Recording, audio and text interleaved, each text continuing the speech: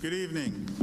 Tonight is the December 7th, 2020 meeting of the regular monthly meeting of the Concord School Board.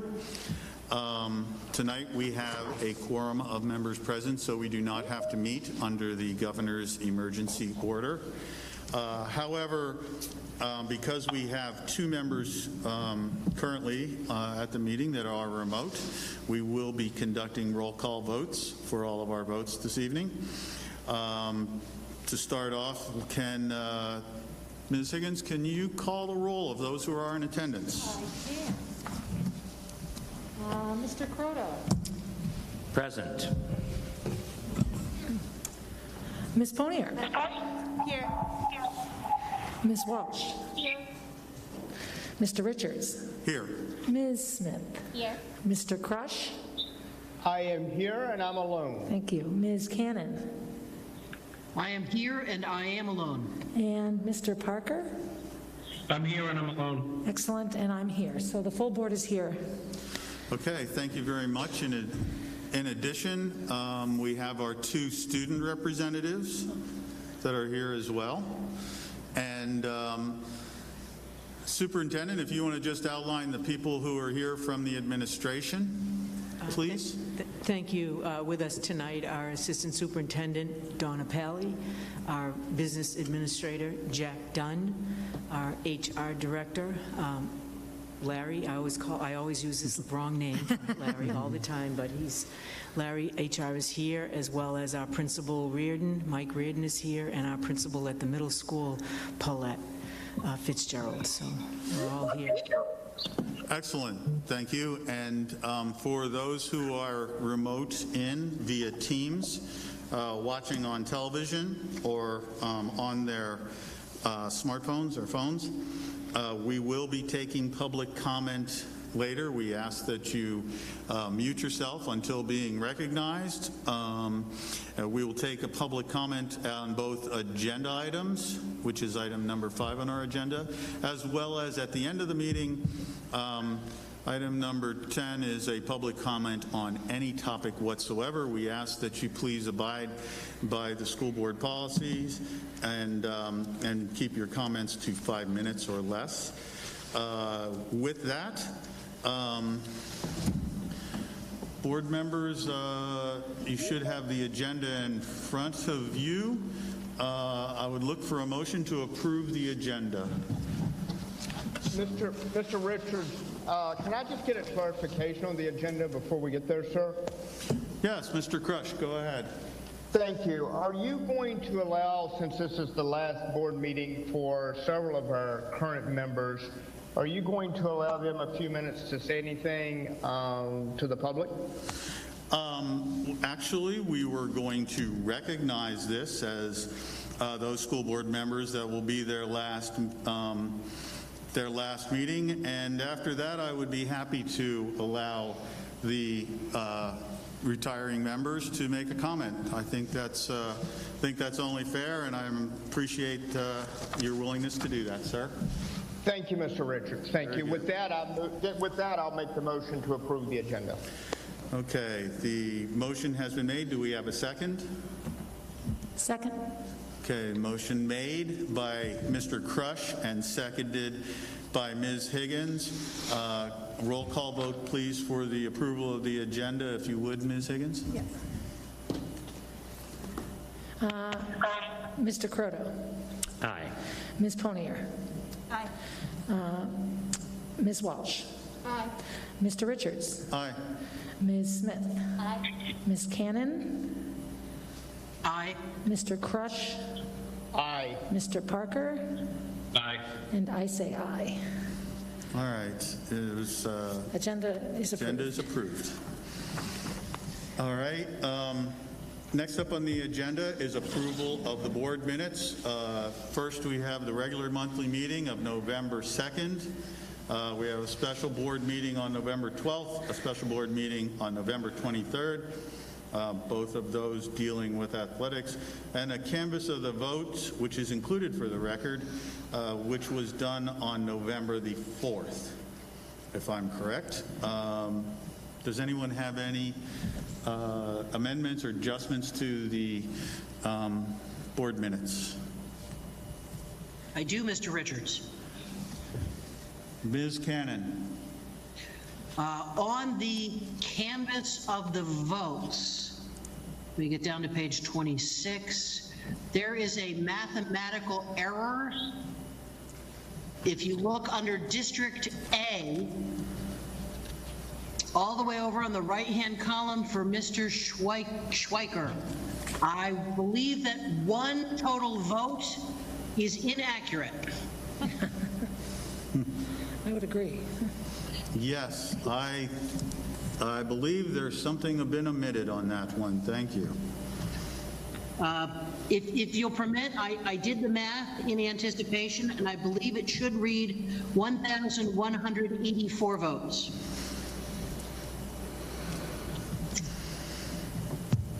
Thank you, Jean. I'll make that correction. I just felt, one was probably not correct.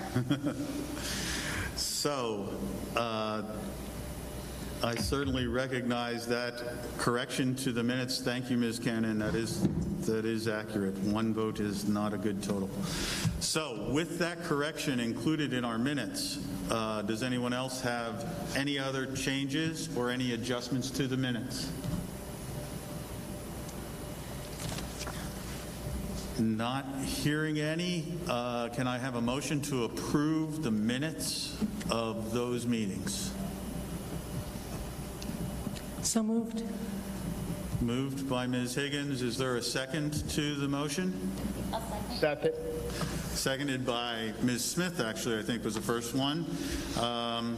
Ms. Higgins, would you call the vote for approval of the minutes? I will. Mr. Croto. Aye. Ms. Ponier. Aye. Ms. Walsh. Aye. Mr. Richards. Aye. Ms. Smith. Aye. Ms. Cannon. Aye. Mr. Crush. Aye. And Mr. Parker. Aye. And I say aye. Minutes approved. Thank you very much. And thank you, Ms. Cannon, for your sharp eye. At this point, we go to recognitions and reports. Initially, we would like to recognize those school board members who will be ending their terms with us at the end of this month. This will be their last full board meeting. Ms. Smith, would you read the recognition? Oh, sorry, we need to pass the mic down. So we'll wait a second. And would you please read the recognition of Ms. Poinier? Yes. Whereas Liza Poinier has served with honor and distinction as a member of the Concord Board of Education for a total of 3 years, from 2018 to 2020.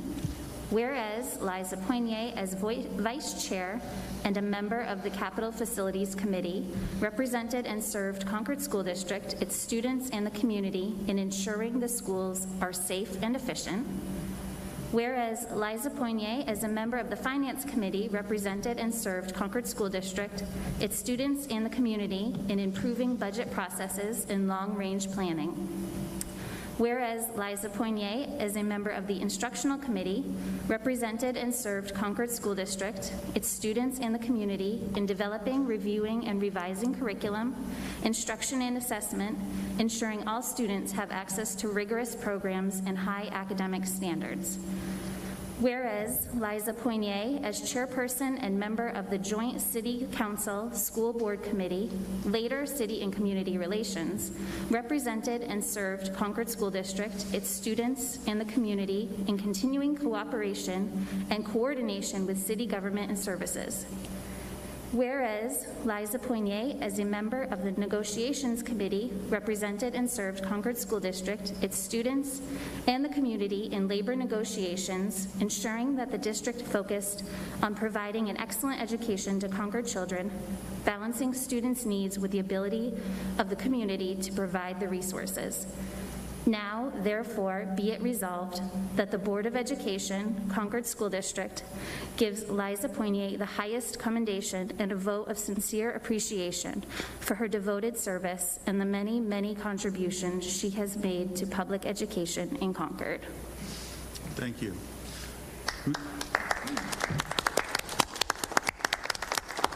Ms. Poinier, would you like to say anything? I was not planning on it, so forgive me if I won't ramble, I promise. I'll just say that it's been a great honor to serve with these dedicated members and student representatives and administrators. This is a great community and an outstanding school district, and I couldn't be prouder of everyone in it. So thank you, and I think that we're in great hands with the next group of board members. Thank you. Ms. Higgins, would you please read the recognition of Mr. Crush? Yes, I would be honored. Whereas Chuck Crush has served with honor and distinction as a member of the Concord Board of Education for a total of 3 years, from 2018 to 2020. Whereas Chuck Crush, as a member of the Communications and Policy Committee, represented and served Concord School District, its students, and the community in strengthening our communication processes and introducing and updating important policies.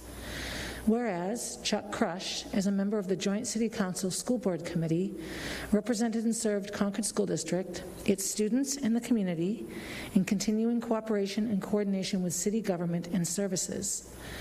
Whereas Chuck Crush, as a member of the Finance Committee, represented and served Concord School District, its students, and the community in improving budget processes and long-range planning.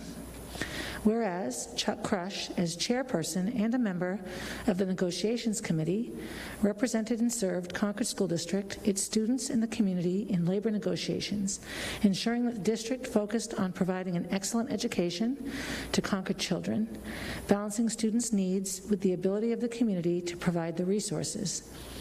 Now, therefore, be it resolved that the Board of Education, Concord School District, gives Chuck Crush the highest commendation and a vote of sincere appreciation for his devoted service and the many, many contributions he has made to public education in Concord. Thank you. Mr. Crush, would you like to share a few words? I would.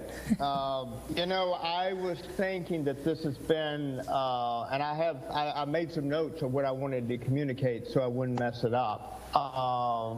But as I sat here and I was thinking and hearing Barb, and thank you, Barb, for reading that. Barb reading the resolution. I wanted to most of all thank the citizens of Concord for putting their trust in me for 3 years. I took it very seriously. During those 3 years, it's been really an unprecedented time. We experienced some horrific things that occurred in our district due to an individual that cascaded throughout our community. We experienced a global pandemic where I had never heard the term really remote learning until COVID-19. And we still today grapple with the challenges of remote learning and doing the right thing. And I think back, I'm very proud of my service to the community, to the board. I learned so much. And I'm also honored to serve with such a great group of board members who I've learned a great deal from. I've formed friendships. We fought, we disagreed, and at the end of the day, I never doubted that the board members that I had the privilege of serving with wanted to do the right thing for our district and most of all for our students. When I think of a word that kind of resonates with me about my experience and about what I experienced with the teachers, with the administrators, and with all the staff, with the other board members, with the students, the student representatives, I think of the word passion and passionate, because we're all passionate, and maybe due to the high energy of this time with the Howie Leong situation, with the pandemic, and just with the day-to-day operation and how much we care for our students and our school and our community, we are all passionate about our students' learning and safety. And I'm confident that the current board, as well as the board coming, the new board members in January, will continue to exude that passion and do the right thing. and I'm very confident in them. And I can't stress enough the privilege and all I've learned from my fellow board members. This experience has changed me as a human. I've grown. I've learned a lot about myself. And it's truly been a privilege. And the reason I'm sticking to my script is I don't want to be overly emotional. I'm going to keep myself to less than the 5-minute rule, otherwise I'll get the gong. So with that said, the pleasure is, it's been an honor, and it's something that's made a profound impact on my life. And I want to thank the students, the passion I see, the learning. You know, I'm amazed. I've talked a lot about my daughter's remote learning experience, which is hard under the best of circumstances, but the teachers have been amazing. I couldn't ask for more. You know, I see people like, you know, Jack Dunn, Matt Cashman, all the administrators, principals. You know, I don't want to leave anybody out. Bus drivers, I see bus drivers now driving the bus, and I have so much new respect for them. The custodians. So I just want to thank everyone and say truly it's been a privilege, and thank you for the opportunity. And I'm confident that this district will continue to be a beacon of light in our state and nationwide. Just keep doing the right thing. And my advice for new board members, ask a lot of questions, make people nuts, but just make sure you're doing it for the right reason and keeping your heart in the right place. Thank you. Thank you, Chuck. Thank you, Chuck. Thank you. All right, and finally, it is my pleasure to read the resolution with regards to my friend and, you know, our current Vice President, Tom Croteau. Whereas Tom Croteau has served with honor and distinction as a member of the Concord Board of Education for a total of 8 years, from 2013 to 2020, as Vice President from 2018 to 2020, and as Secretary from 2016 and in 2017.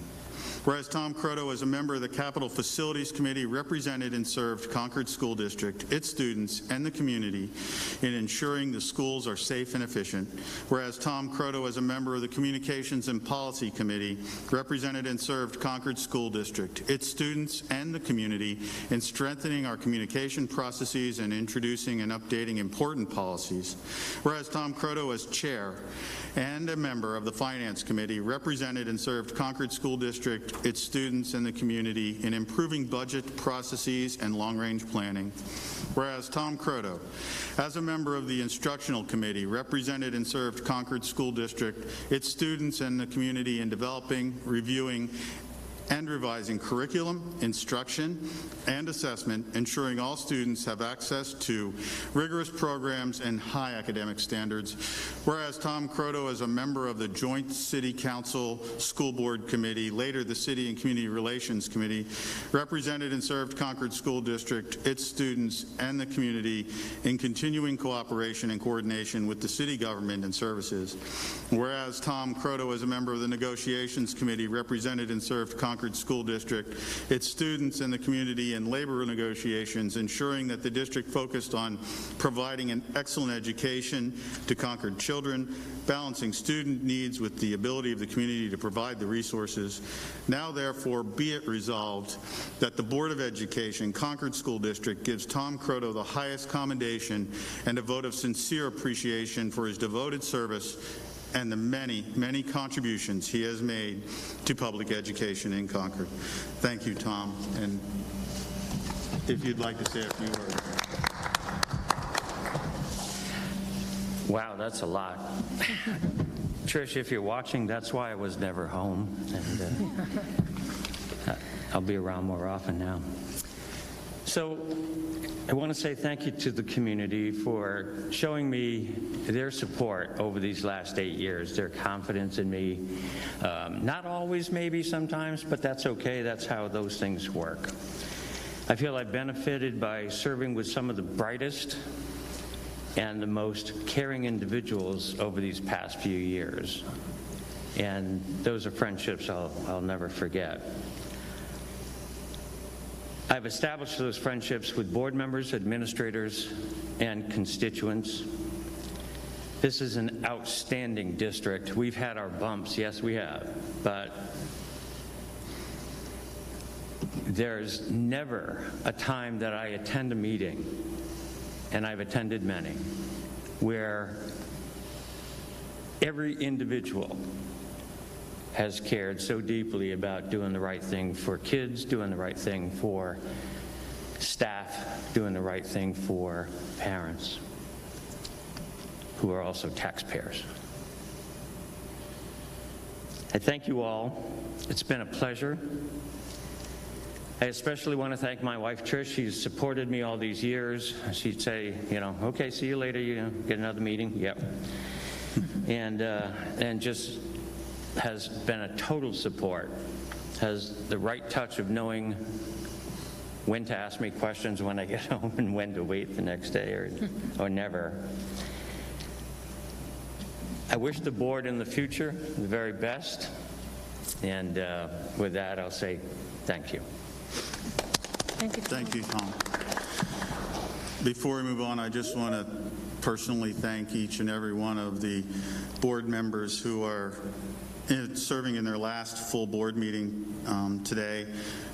For those of you at home, typically sometime around this point in the year, we as a board, one of the perks that we get as a board is to be able to snack on some CRTC cooking creations and to compliment them on their work, but to also share a little bit before we move on to a new board. We're not getting to do that this year, obviously. So I just want to say my thank yous to all of the board members. We have previously recognized Jenny Patterson for her service this past year, and I would like to recognize her once again. And I would also like to recognize and thank Maureen Redmond-Skura, who came in for a couple of months to fill in to help us with the work. There has been a tremendously challenging year, and I don't know of a more hardworking group of people that I have been associated with than you. So thank you very much, and we wish you well in all of your future endeavors. So with that, I would like to move on to the report from our student representatives. Whichever of you would like to go first.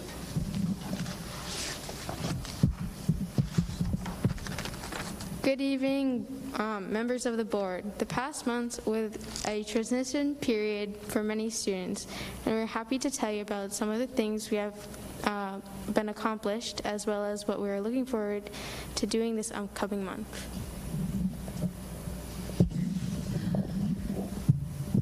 Okay, so for a small report in terms of our transition back to remote learning at the high school, I know many students felt that this was an easier switch than starting remote learning in the fall because it was something that we have already done, and at least at the high school, our schedule is currently consistent to what it was in the remote learning period at the beginning of our school year. Most students no longer have in-person classes, as you know, but we meet more often with our teachers every week, which allows us to cover more material. Right before Thanksgiving break, there were activities built into classes, such as turkey hand drawings and yam rolling. Students took part in helping organize this with the goal of giving some safe and fun activities. Currently, CHS is taking part of the Funds for Food drive. This drive is to benefit the Capital Region Food Program. This year, only funds are being collected in order to remain COVID safe. A GoFundMe has been set up, and it's been promoted by teachers and through CHS Live, our announcements. We are currently at almost $3,000, and we're working towards a $10,000 goal. Winter sports are getting started. Some kids say that masks are being worn properly and regularly, with punishments if they are seen without masks. We have also heard some mixed reports, although we are sure the sports department has plans to ensure any road bumps. CRTC students are continuing their in-person schedule. Many participants enjoy being able to interact with fellow students as well as teachers. Safety procedures are still being implemented and followed by all students within the building. So as this month is just beginning, we are excited to be meeting soon with the Assistant Superintendent Donna Pally and our Safety Title IX Officer Karen Fisher-Anderson. As you know, our main goal is to make sure we are not only connecting students to the board, but make sure that their feedback and voices are heard. We are really looking forward to discussing further ways we could be helpful and involved doing so at this meeting. Also, on behalf of Janita and I just want to thank the board members this is their last meeting. We've really appreciated working alongside of you. Thank you. Thank you. And congratulations on almost finishing your first semester. And we wish you well in your upcoming winter break. Thank you. We'll see you both in January. Excellent. At this time, Superintendent Murphy, are you prepared to give us your report for December? I am, Mr. Richards. Thank you. I am. And let me also join the accolades in thanking the board members. I know that there's so much to be learned from the interaction between our administrators, our employees. And I know sometimes people are leery of that. And I think as board members, you've made us better leaders in our business because you share your thinking. You give us a perspective that sometimes we may not even recognize or think about. And so I've been, in a very short time, very grateful. Tom and Liza and Chuck, he's somewhere up on that screen, for the hard questions that you push us and make us think about things in a different way. And I know as an administrator, I really appreciate it. So good luck. And I think the community, the Concord community, has appreciated your work and are grateful for the time and the hours. I think I said that to you one time. You all put in a lot of hours to make things work right. So congratulations on that. And on your retirement from the board, I hope I get to work with you in a different capacity over the next year. My report, Mr. Chair, is rather brief. Obviously, we've been pretty focused on COVID-19 and the impact that has on our schools. And as you know, I had to decide that Concord High School, Runlet Middle School, and Abbott Downing will go into a remote model of learning. That remote model of learning returned the youngsters to 4 days of synchronous learning with one flex day. Now that flex day involved a lot of things. For us teachers particularly, it allowed them to have office hours for the kids, especially if they needed additional help. Also allowed for some of our special education teachers to give more of their hours that may have been required on their IEP or their 504 or a plan that the students had. It also allowed for some activities for our youngsters as well as some project work. So that 5th day was a flex day that allowed for that to happen. We've been in that model now for about a week or so, and things have gone fairly well. As you know, the remaining elementary schools remain in hybrid, providing two cohorts, A and B, twice a week, full days, and that continues, but we're watching that very carefully. As you know, the COVID numbers have really increased in the state and nationally, so we've been keeping a very close eye on those numbers. I won't kid you that it hasn't been challenging, because it is, and staying on top of it and making sure that the biggest issue for us is that transmission from youngster to youngster or youngster to the teacher. So that's where we monitor it very closely to ensure that we don't have a cluster. Let's see. One of the things that we, in our remote situation at Runlet, the high school, and Abbott Downing, they're working to providing additional support for those youngsters that are our most vulnerable, those students that need extra help in a variety of areas. And every one of them is different, so I leave that up to our teachers and staff to determine, but we are doing the best we can to providing that. One of the things that has hampered us is our resources, our staff resources. We have staff that are in quarantine, quite frankly, for a variety of reasons, and we also have a number of students who are not with us because they're in quarantine. They may not be a positive case, but they may be in quarantine because of extenuating circumstances with family or contact with a person who is positive. So that also sort of handcuffs our work at times. We're not able to deliver deliver to everyone. But I want to say, I think somebody said it tonight, our teachers have been doing a fabulous job at reaching out, doing everything they can. They do have that passion that you all spoke about in terms of reaching the needs of our kids. Our bus services are still working. They are like unbelievable. Terry and his team create new bus routes, I swear, every week because they're picking up kids as they need based on their schedules. So kudos to that group. They're continuing to work. Same with our food service folks, preparing meals and getting them out into the community and delivering them. And more every day I hear about food insecurities in our families. So we really have to pay attention to that. We work very closely with Donna Reynolds, and Jack works with her every week, meets with her, and to ensure that we're providing those meals to our families. So that part of it continues. I think Janita mentioned that athletics started. They are doing most, right now it's all skills and drills. There's no games. Many of the teams are broken up into smaller pods, if you will, and following all the protocols that are put in place. So that's the latest updates on COVID. Not much has changed from other reports I've given you, but that's the status of where we are right now. We're really focusing on the 21-22 budget right now, meeting internally in our office, putting all the schedules together. I know that Jack has put out a schedule for budget deliberations beginning on February 1st, but before that all happens, we have meetings all scheduled with our principals and all of our department heads, and that work is beginning now. We also did just recently,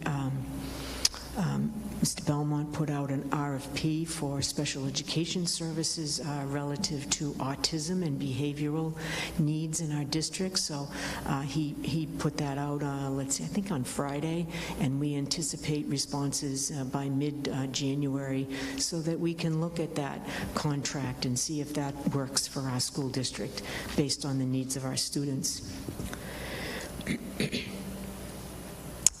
Tomorrow afternoon at 3:30, we have our monthly anti-racism advisory meeting. That meeting will be facilitated by New Hampshire Listens, as you know, is out of UNH, Carsey Institute on Public Policy. So we'll be resuming our work with that group tomorrow at 3:30.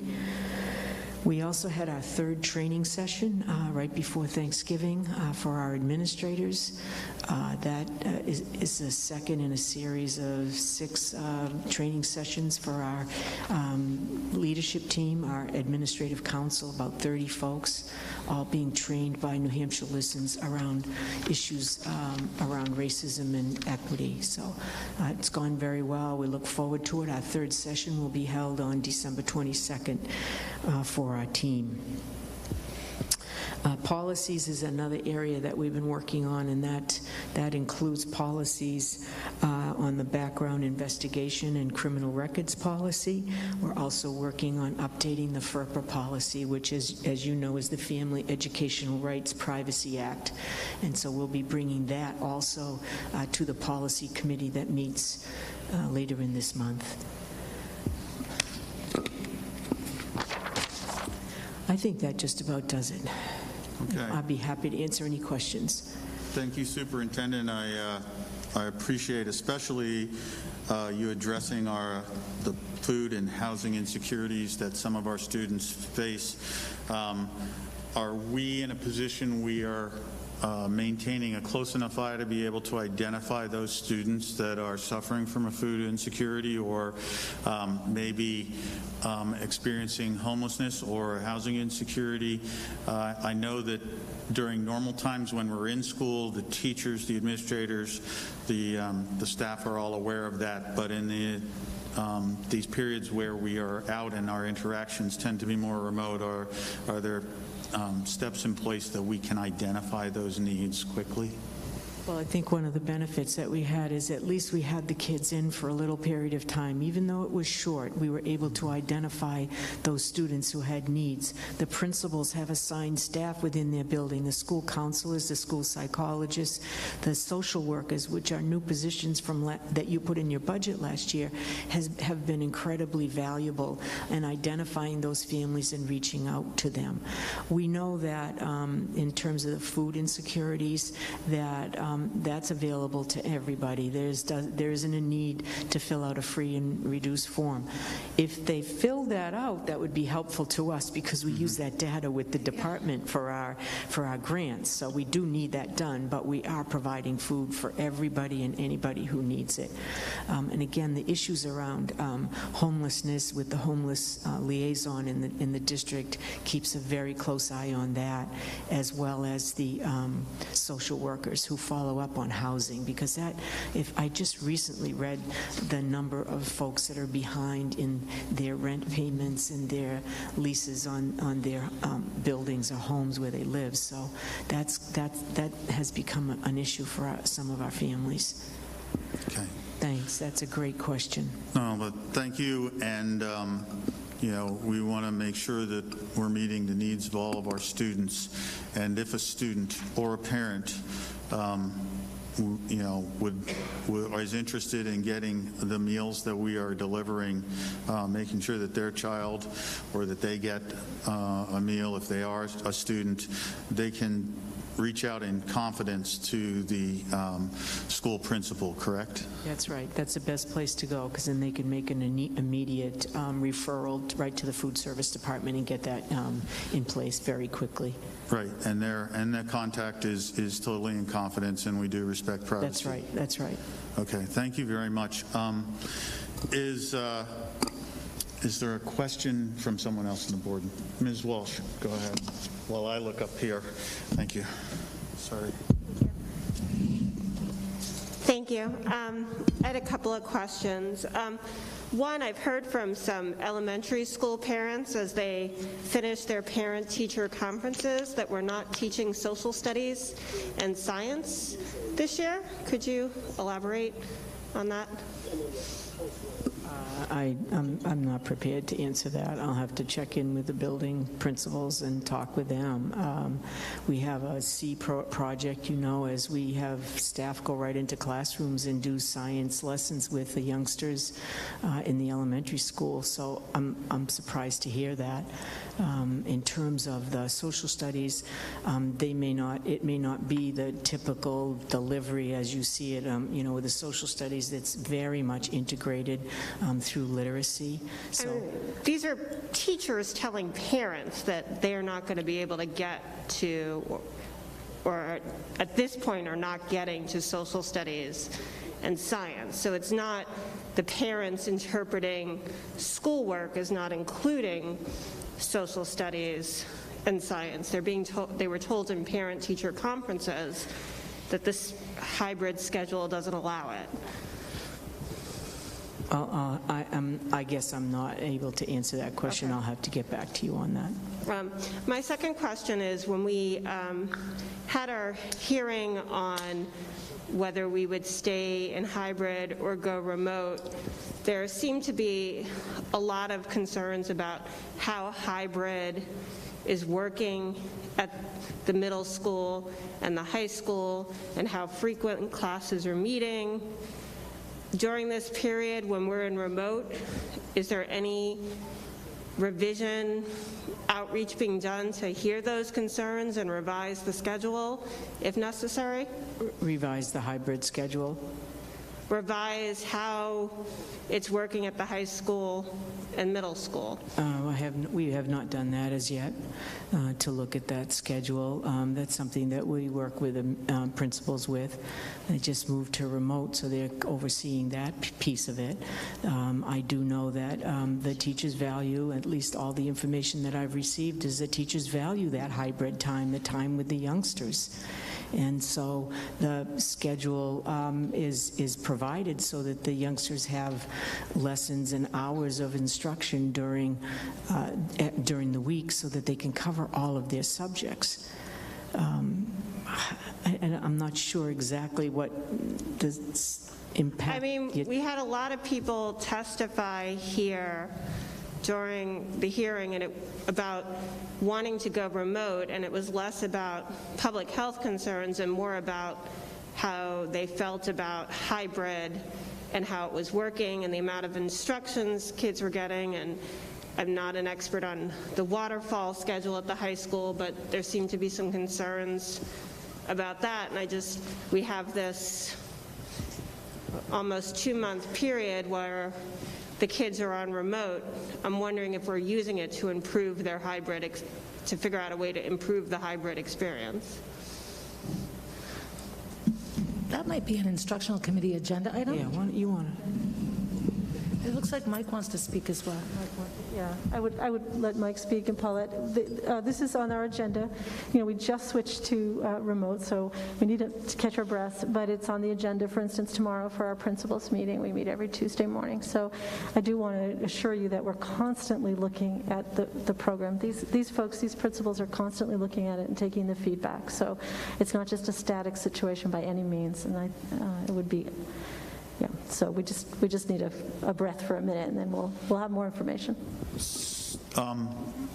Ms. Pally, if we have, and as we just heard, several parents came in and testified at that, but if parents would like to provide feedback to the school district with regards to, their observations on hybrid, as we finish out this first semester, what website or what email is the best one for them to send it in? Of course, citizens can send in comments or questions to the board at any time, but if they would like to send their observations, their concerns, or their questions to the district superintendent, do you want to give that? We get those all the time. I mean, we're getting input from parents that are concerned about the screen time, so we're addressing that with our principals.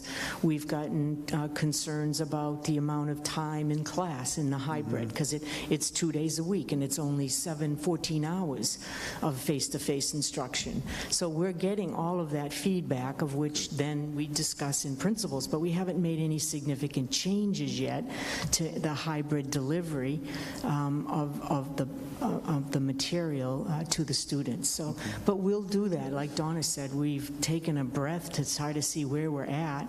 We just finished the assessment, so we're looking at the assessment results from the fall testing. I know it's not a perfect assessment, but we're looking at that. How much loss was there in student learning, and what are we going to do to ramp up to be able to address that? So all of those pieces are in place, but Mike want to talk to the schedule a little bit. Excellent, thank you. And Superintendent, I just wanted, not that I realize there are many people sending something in, but I did want to give those parents and community members who wanted to make a comment, I wanted to give them an opportunity to reach out to the district. So if you could just let them know what email or how they should contact the district with any sort of their individual comments. Right, they can email me at kmurphy@sau8.org, or Donna Pally, which is dpally@sau8.org,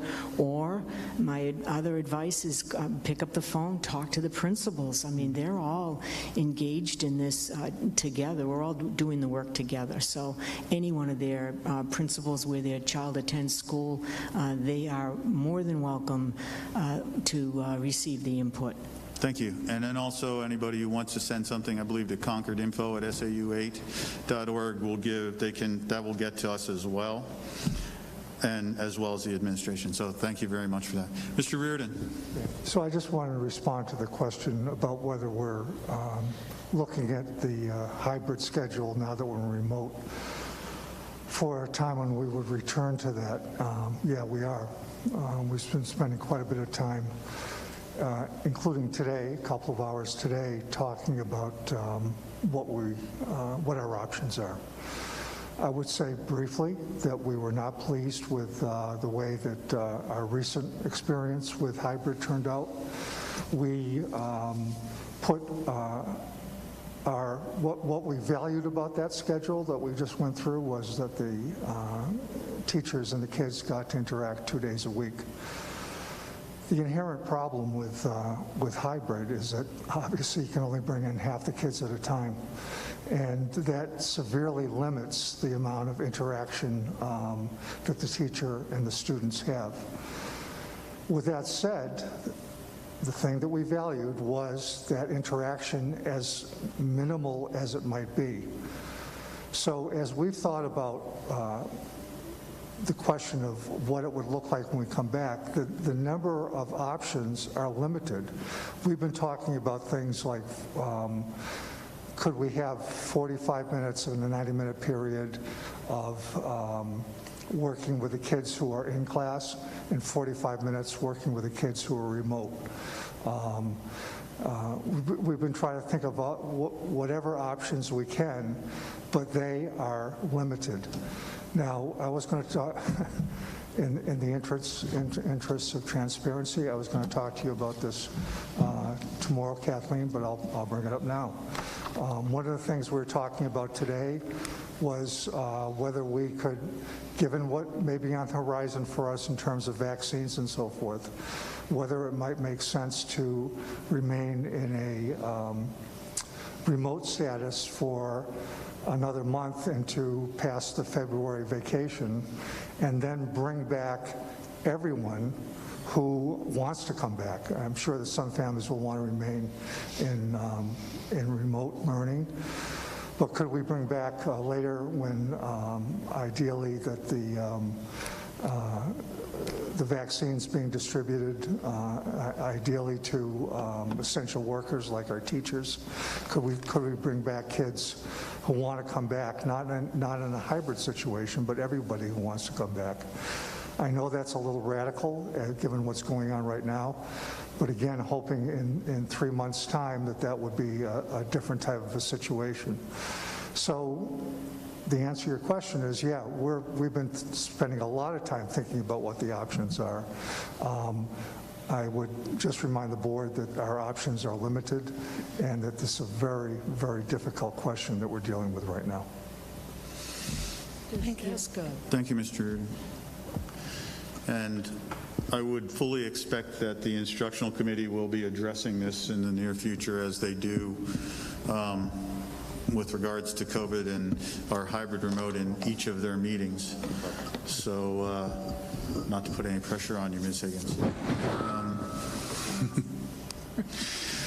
Hi, I just wanted to echo what Mr. Reardon has said. We have been looking and reflecting on how our pivot to hybrid went. And I think the biggest concern that we heard from our parents was what do kids do on the day that they are home when they're not in school?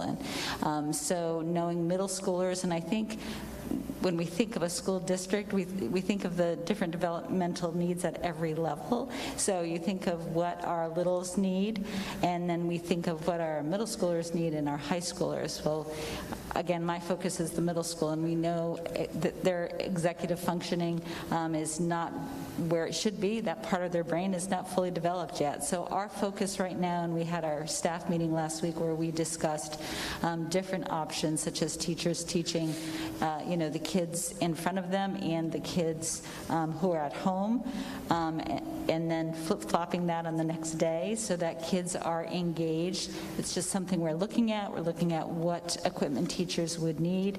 We also want to send out a survey to parents of middle schoolers so that we can really dig a little deeper and find out what they're thinking and what their thoughts are, and really get that feedback so that we can really make some informed decisions about what we're doing. So I think it's a great question, and again, our options, as Mr. Reardon said, are limited, but we've become very creative during this time, so we're always looking and trying to figure out how we can do things better. Thank you, I really appreciate it. I think the survey is great. I hope it gets done at the high school. I think the survey is great. I hope the high school considers something like that as well, based on what we're hearing, and I know options are very limited. Thank you, Principal Fitzgerald. And I would encourage you to consider all options and think broadly, as well as to sit back and reevaluate. I know you spent a great deal of time looking at minimizing interactions and minimizing the passing of students or movement within the building. But I'd like you to look back on that, balance that out versus the time they're being spent in class, or how often they switch or how often they have a class in a single week.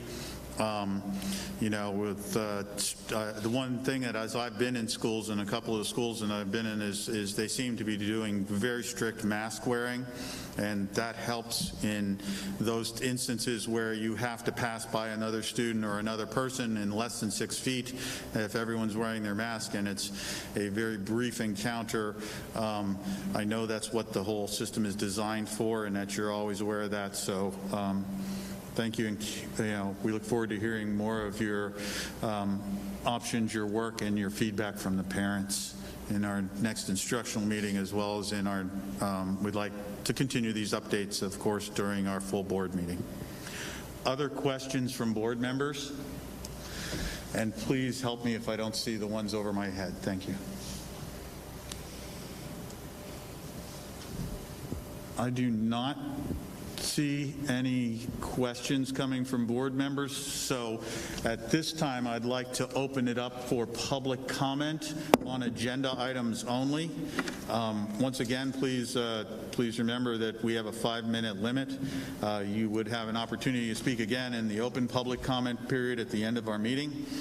Mr. Dunn, are we ready to open up and accept our public comment?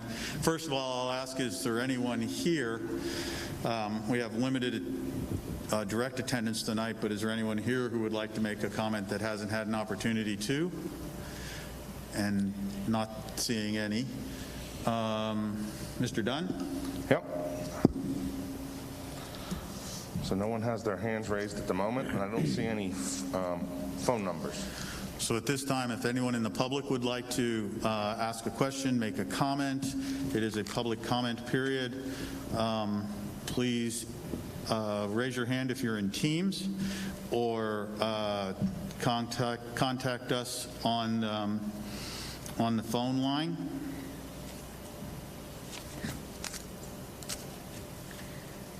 And Mr. Dunn, do we have anybody with a comment? So far, no. We'll wait a couple of minutes because it does take a few seconds delay on our television viewers and our online viewers.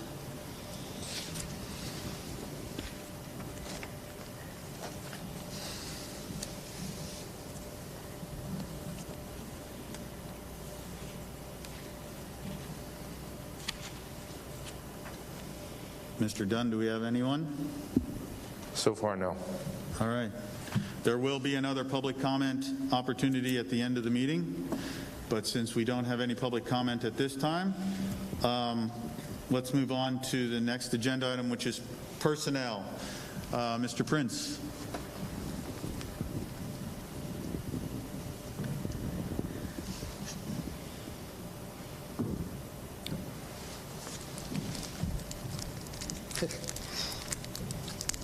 Thank you, Chairman. I would like to bring to you a nomination for the interim superintendent for next year, the 21-22 school year. You have the recommendation in the packet. This is a one-year only position for next year at an annual salary of $167,000. And I would ask that the board approve this nomination. Do you want a separate motion for that? Yes, please. Okay, I would move that we approve the nomination of Superintendent Kathleen Murphy for a one-year own position. Do I have a second for that motion? I'll second. Okay, moved by Mr. Croto and seconded by Ms. Higgins.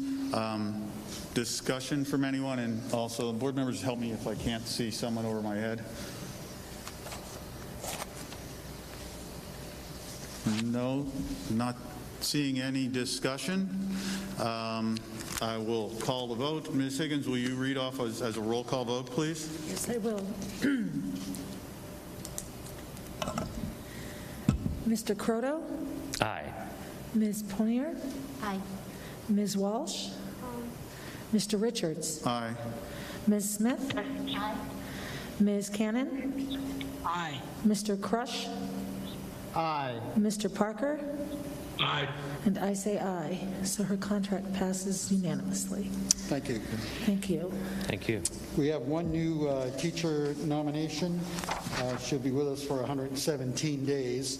Her name is Rebecca Chanette, and she'll be a grade 6 classroom teacher at Redland Middle School at an annual salary of $56,457. And I would ask that you approve that nomination. Mr. Prince, can I ask a quick question? Sure. Is this replacing an existing teacher, or are we adding a teacher because of some adjustments in classes associated with our hybrid and remote models? This replaces a teacher who unfortunately passed away. Okay. My condolences, and thank you for answering that question.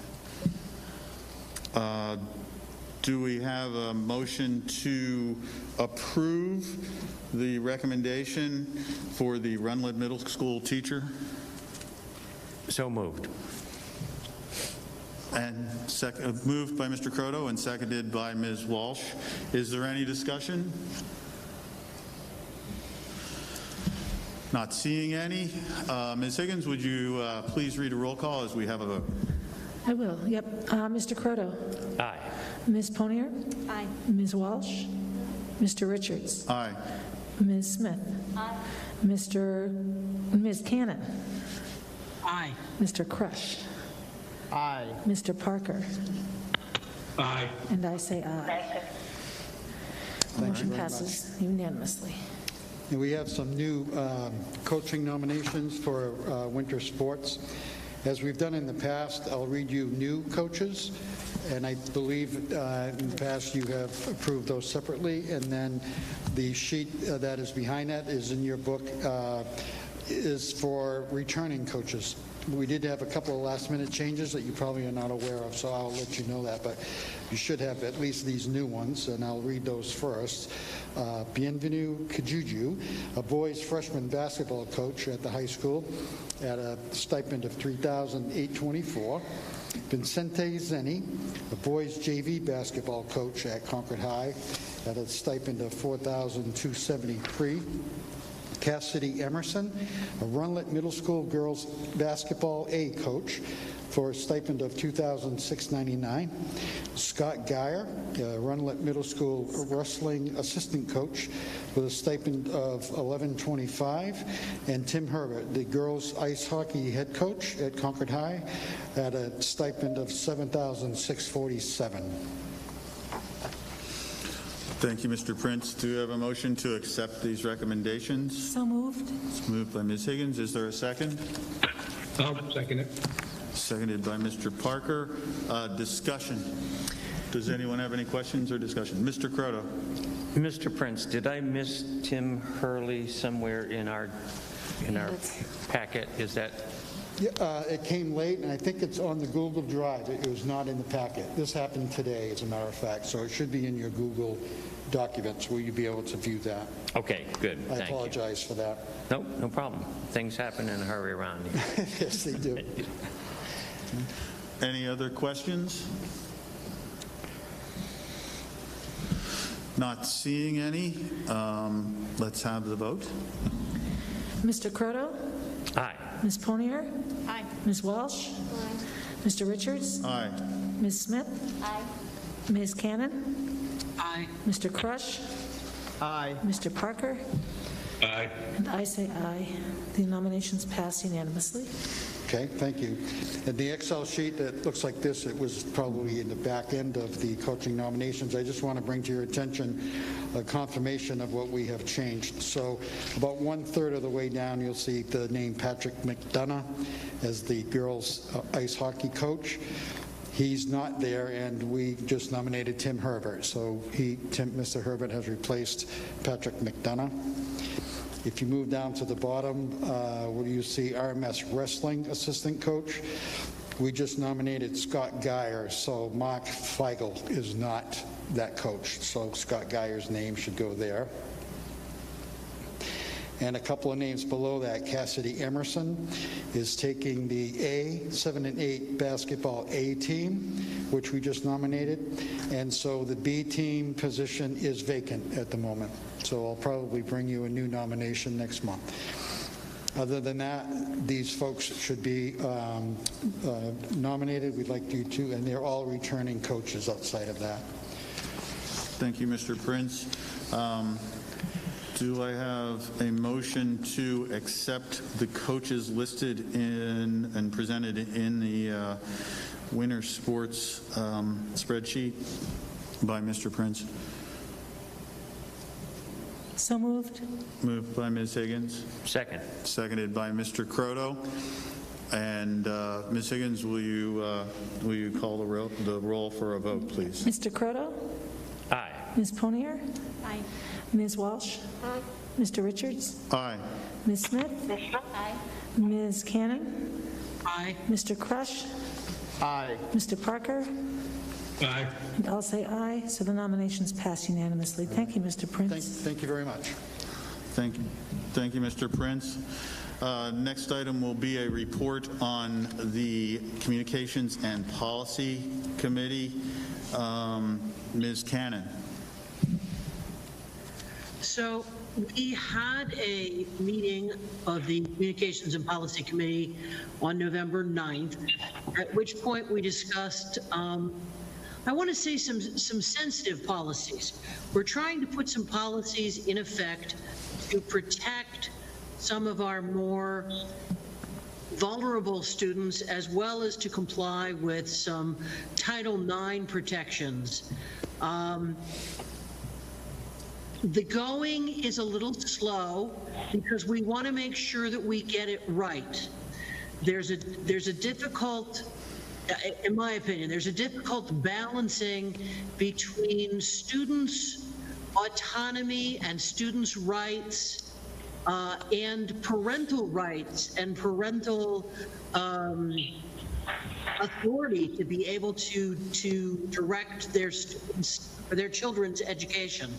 So with that in mind, we've been discussing the transgender and gender nonconforming policy with some specific concerns around when students perhaps want to change their pronouns or to be referred as with a different name than their pronouns that were assigned at birth or their name assigned at birth, and how that revolves or involves telling their parents and involving their parents in that, and the age at which it may or may not be appropriate to allow the student to make some of those decisions autonomously.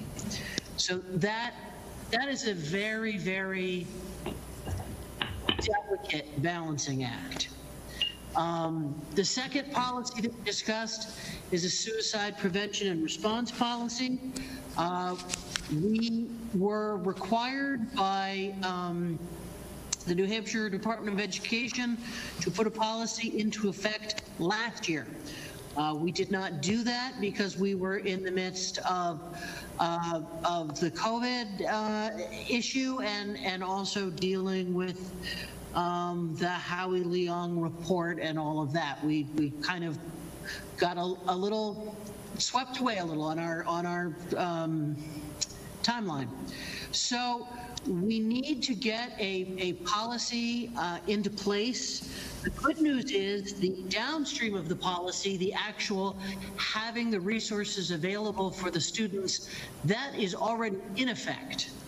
We already have those resources available for the students, and so we're trying to get the policy caught up to the factual resources available to the students.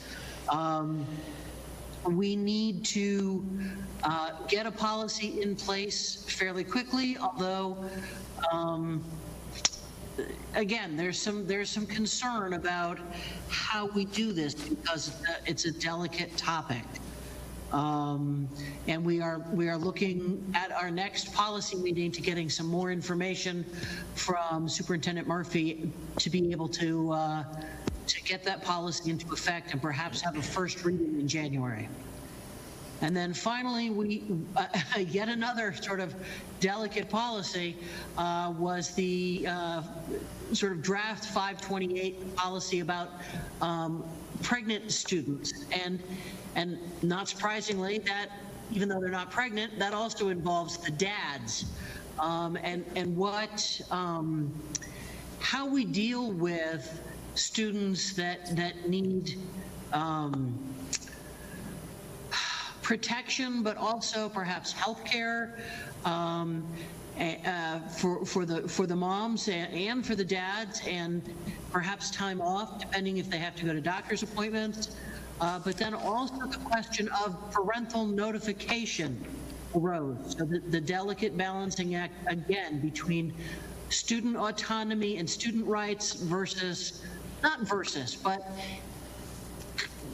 interspersed with parental rights, parents' rights to know, when and if parents have rights to know, and how that interacts perhaps with state law of minors being allowed to make autonomous medical decisions at certain ages. So all of that policy work continues to move forward, but I think intentionally slowly and mindful of trying to balance everyone's rights.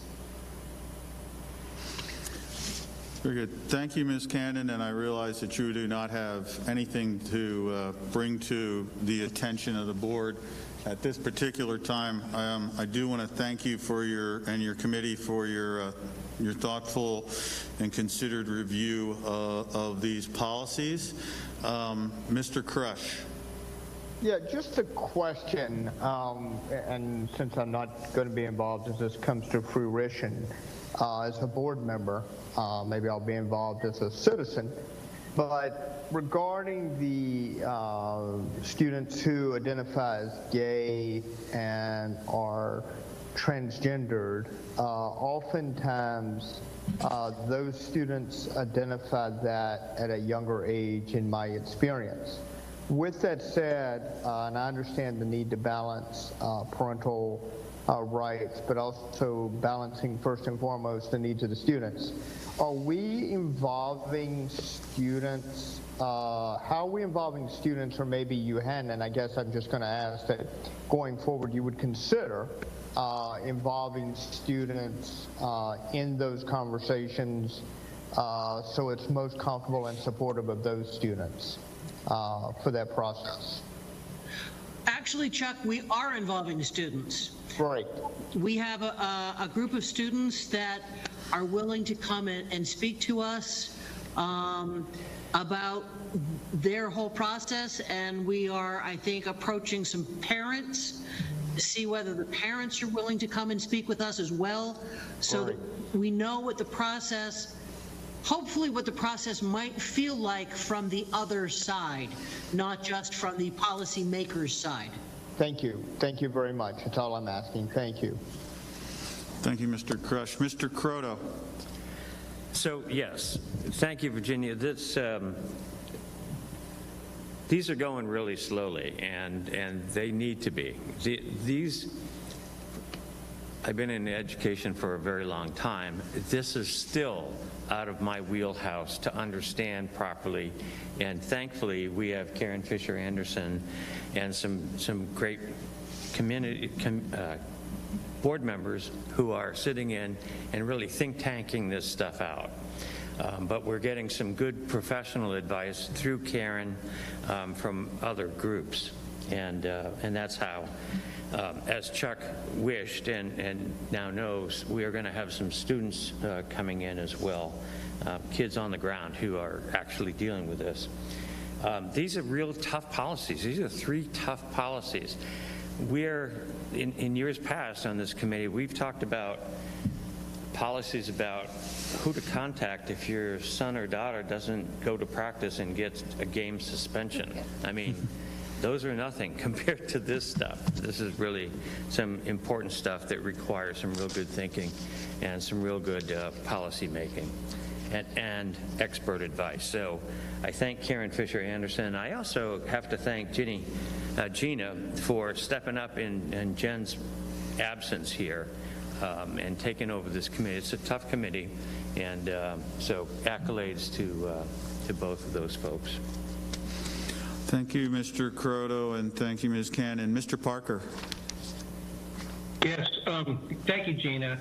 I think that this is a very these are very volatile topics, and I think we learned something from our work on the Howie Long case, which is that policies from the committee down aren't going to be as effective as people have suggested, as involving the students in these discussions as we create policy.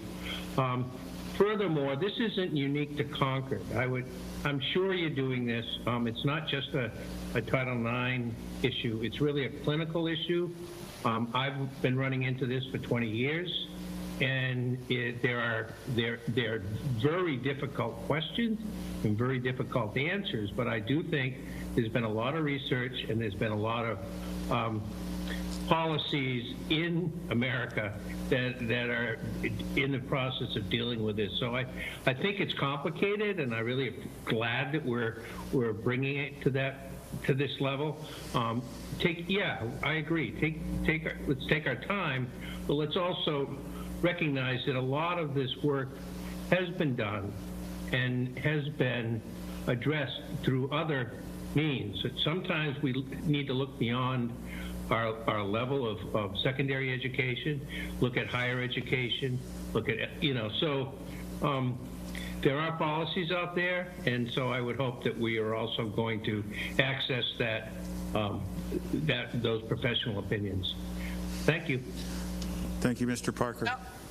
So, Dave, I just we are not trying necessarily to reinvent the entire wheel. We have contacted multiple sources, and we've gotten some really, really great resources through Karen Fisher Anderson to help us with the struggle of the appropriate language and the appropriate level of sensitivity to the variety of different needs of some of these kids. That's excellent, and I'm sure you are, and you're right. It's an incredibly sensitive issue, and so thank you very much. All right, thank you. Are there any other questions for Ms. Cannon? All right, thank you. Thank you very much, Gina. Next up is the report of the Instructional Committee meeting. Instructional Committee Chair Higgins, you're up. Thank you. November was a busy month for us. Actually, the last 7 months have been pretty busy for the Instructional Committee. And no one was disappointed. It was a long, arduous 2 meetings. We discussed all aspects of hybrid versus remote. We discussed in length, in depth, how well each aspect of education delivery was going. We troubleshot and looked ahead to vacation. We made motions and revised motions. We had incredible public input, both for the decisions to combine the remote and the hybrid after Thanksgiving and after Christmas. And we had incredible community participation around the inclusion of winter sports and extra co-curricular activities. I can't say it was easy, and I think if there's a word to define the board lately, it's difficult. The best part of facilitating it, though, is to give everyone the chance to really speak their mind, and we have incredible insight and questions from board members, staff and administrators and community members. The long and short of it is that we moved to have hybrid learning that was our sort of goal, and staffing issues and numbers have dictated that middle school and high school were remote from before the things, it was decided before break that they would be remote, and now we have an elementary school that's remote. It just illustrates the fluidity of the virus and what our reality is right now. We can't sit here today and predict what schools will or won't be remote or hybrid tomorrow or next Tuesday. It's the way of the life right now. All reports are good on indoor sports so far. I know that there's ups and downs there as well. We are all human beings. There were 2 long meetings, both followed by special board meetings to vote on the recommendations of the instructional committee. I won't go over the 15 pages of notes here. Everyone sitting here was at these meetings, and many community members as well. In general, I feel that it was an example of the community and the school district working well together. Not everybody was happy. Many people were. So it looks like December and January will have many of the same types of decisions coming up ahead, and looking into how we're delivering our hybrid services. I know that was a very tender issue for a lot of families and staff. So that's where we are, and we'll probably continue on this journey for the next few months. All right. Thank you. 2 very full meetings. With that, I believe, yes. I was going to jump to the questions. Did you want? Okay, so thank you, Superintendent. I know you had your hand up. Mr. Croto, do you have a question or a comment? I do have a question. Thank you. Last month I brought up, when we had this meeting, I think it was at that meeting,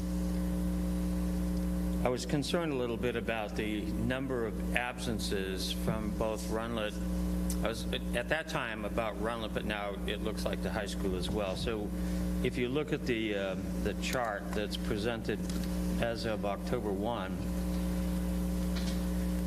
Runlet Middle School is having about an 85% attendance in remote, and the high school is about 87. And if my math is correct, that's about 136 students, I guess this is on a daily basis, from Runlet Middle School, and 197 from the high school who are not showing up for remote. And having been a middle school principal back some time ago, those numbers are high, and I just am curious, and it doesn't need to be answered right this minute, but I think it's something to look at. And I know that there's so many things to look at with COVID. There's so many things. I can't imagine being a principal right now for you. I admire both of you so much, and all the other principals in the district, for what you have to do right now. But at some point, it may bear looking at as to where are these kids, what's happening. And I see Paulette, you're about to jump out of your chair. Come on. If you have an answer right now, that's terrific. I'd love to hear. Yeah, that'd be great. I thought it was important enough to bring up last month, and I want to just kind of bring it up again. Oh, thank you. Thank you, Mr. Croto. Thank you. I think that one. Sorry about that, Kathleen. Can I just pull it up? All right, thanks. Yes, I'm actually glad that you brought that up. We have been working so hard on attendance, and so when you start to unpack this, there are a variety of reasons for this. Some are technology issues, which we are working on, and we have an amazing technology department with people going out to the homes to help families figure out how to support or to help families figure out technology. So that's one of the reasons. So we're actively and have been actively working on that. We meet weekly and have a huge tracking sheet to keep track. Our biggest thing is keeping track of the kids so that we know that they're safe.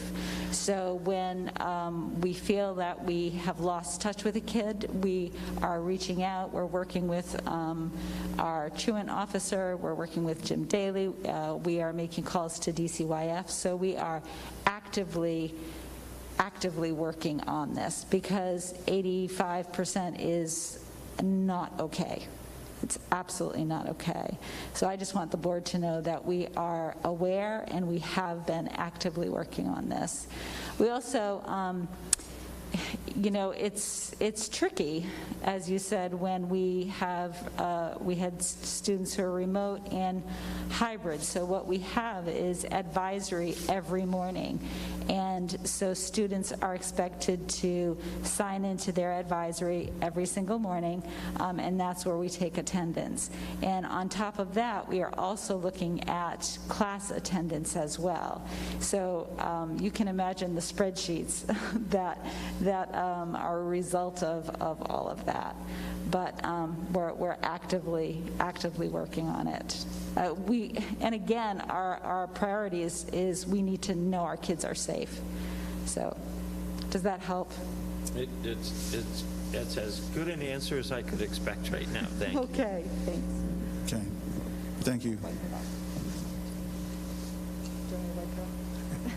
That's okay. Yep. So same deal. We recognize there are too many kids out. It's very frustrating for us. We have opened up the commons, even in the remote period, to bring kids in. We have about a dozen kids who are coming in now. We put out, I don't know, about 30 invitations to kids that we felt we were not seeing, that were at risk, to come in so they could work with an adult during the day in the commons. As I said, we have about 12 kids right now. We put out electronic reminders to the parents that their students are not there twice a day. We obviously follow up in every way that we can with our truant officers and whatever else is at our disposal. But folks, this year is a mess. I know you know that. But when we start talking about this stuff, about something as fundamental as attendance, yeah, absolutely. We've got too many kids who are out. We've got too many kids who are disengaged. But what we do is engage kids in the school building. And right now, we can't get those kids in the building. And so for a certain percentage of our students, and I'm just talking about the high school, excuse me, but I'd be very surprised if it wasn't true for Paulette as well. They're always on a cusp of fading into the woodwork, of not being engaged. And I'm talking about in normal times.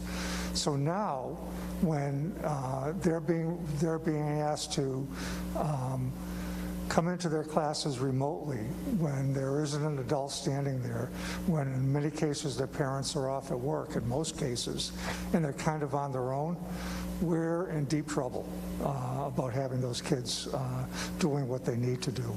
I'm not offering that as an excuse. I'm offering it as a reality. I can tell you that we work hard every day to engage every one of our kids. We do not find this acceptable. We do not find COVID as an excuse to make us feel any better. But it's right now it's a tough job to get some of the kids in. We're looking at everything we can to try and accomplish that. Thank you, Mike. Thank you. I don't ask these questions to put anyone in a spot. I try to ask them so that if our general public are looking at these statistics, they will have heard or can go to and find an answer that's documented at this meeting. And thank you both very much. Thank you, Mr. Croto. Ms. Cannon, you have a question or a comment? I want to bring us back around to something, but I saw that Dave raised his hand, so I'm off this particular topic thread. So if Dave wants to speak on this particular topic thread, I will let him go. Okay, thank you, Mr. Parker. Do you want to speak on this particular topic? Yes, I do. I have a lot of sympathy for the principals here, but I also recognize Tom's question as a good one. I think those of us that are educators look at attendance very closely all the time. we look at why kids are coming and why kids aren't coming. I think Mike hit it right on the head. When you have high school kids on their own, and parents are working and they assume they're going to be responsible, sometimes they're not. Just like adults, we're not sometimes responsible. And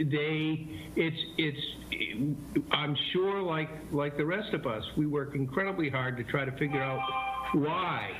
We have an uptick in things like, depression, other mental health issues that are only exacerbated when we don't have in-person, well, not in-person, but person-to-person experiences. So as Mike pointed out, it only makes things more challenging.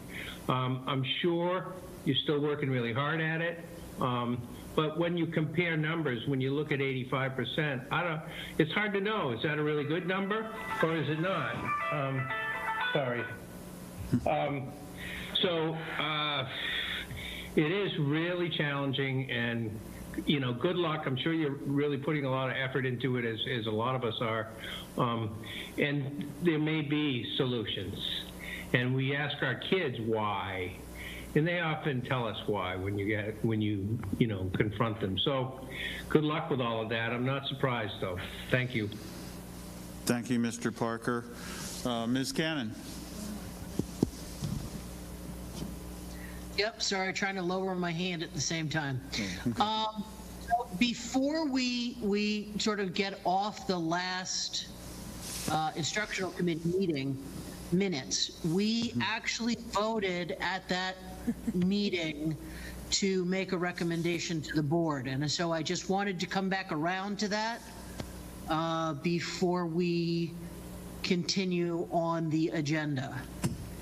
Do you mean the first one, Gina, where we were split, or the second meeting where we recommended winter sports? Each meeting had a recommendation. Neither. The third was a recommendation for the academic calendar. Correct. Oh, right. I know. I'd forgotten to mention that, which is why my hand is up, so I can address it. I'm just playing we need to get back around to it role. Right. Yeah. Thank you, Ms. Cannon. Yeah, I was going to ask about the academic calendar myself. So, yeah, here we go. Superintendent.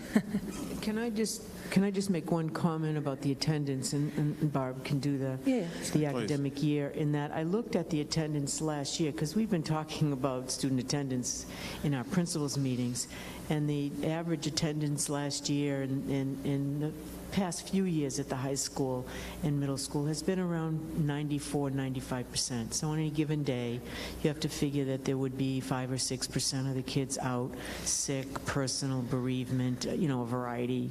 Could be a college visit.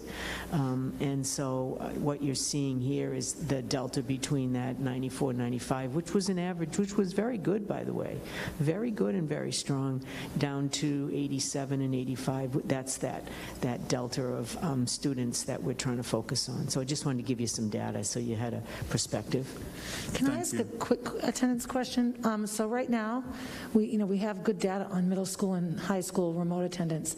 How are we doing elementary-wise, attendance-wise, these past few? Elementary is much stronger, but it's really interesting. The situations are different. We have some youngsters who don't take attendance in the morning because they're not at school. Parents have written to us and shared with us that they do a lot of their teaching before mom and dad start work at 7:30, and then in the afternoon they do all of the work with their youngsters, and they're not on the screen. So it's really different for every youngster, but their attendance is still strong. I'm pretty sure it was up around 95. What about our hybrid? I mean, I know we have a lot of kids that get stuck into... It's really tough right now. We have a lot of youngsters that have family and quarantining because of family, so it's been a little bit tougher. It's been very weak, actually, the last week or so. Since Thanksgiving, it has really changed a lot. Yeah, thank you. Thank you. Okay, so one of the normal things we did, which is clearly why I forgot, was we voted on the calendar for the 2021-2022 school year. And it's fairly consistent with calendars that we've used. A couple of notable changes is that Columbus Day is now officially Indigenous Peoples' Day, so it's listed that way in our calendar. We maintain 2 professional days ahead of the students' first day, and we've added in Election Day as a day that students do not have to come to school, but we'll use that for professional development, and that was requested by teachers. It's good sometimes to have a lot of professional development at the front end of the year, so things can be implemented and used. And of course, they'll all have the opportunity to vote. We won't make teachers miss that. And our curriculum work time and professional development days are consistent with years past with those minor adjustments.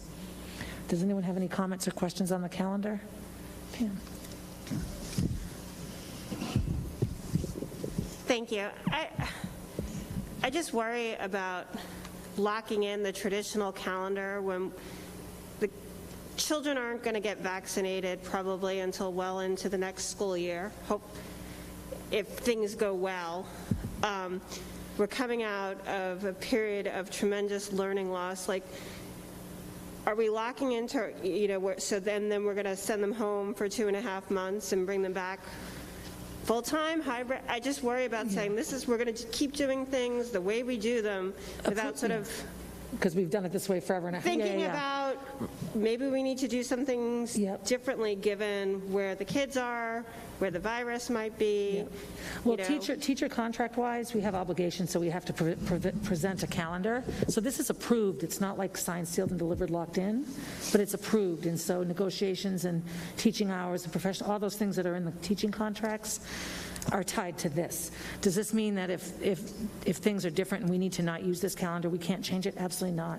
I mean, that's what we would do. We would have an instructional committee meeting focused on, all right, this calendar isn't going to work, how can we make it better? So that's a very good question, but a lot of having to have this approved at this time ties into negotiations.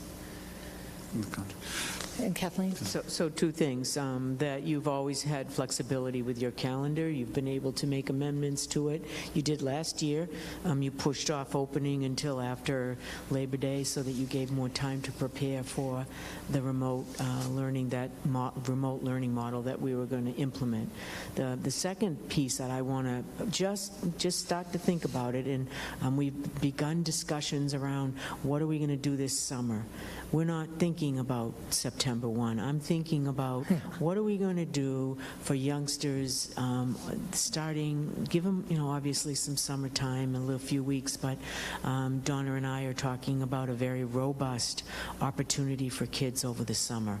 It's got to be fun, and it's got to be in small groups, because I don't believe that we'll be ready to come back full time. Although I heard Michael tonight, I would cheer for that myself. But with all due respect, we have to still think about it. But I think you have enough flexibility right now to be able to make some decisions about how your calendar will look. Yeah. And it may look very different. You may want to start, you may want to push the calendar back, but we do have obligations relative to the teacher contract. Yeah. So we'll keep you posted on that, because we've been talking about that in our leadership meetings. Okay. Thank you, Superintendent. I have a follow-on question, and that is, with 2 professional development days at the beginning of the year, is that sufficient to be able to give the teachers the training and the support they're going to need as we come out of a definitely challenging year? And I'm not going to say that there's any slide or any lack of reaching objectives, but there will be some children and some students that are challenged and will need some extra attention after this year, maybe some focused learning in certain areas, and it's going to fall on the teachers and the staff. And do you feel that we have adequate training time built in here to support them in that? Well, for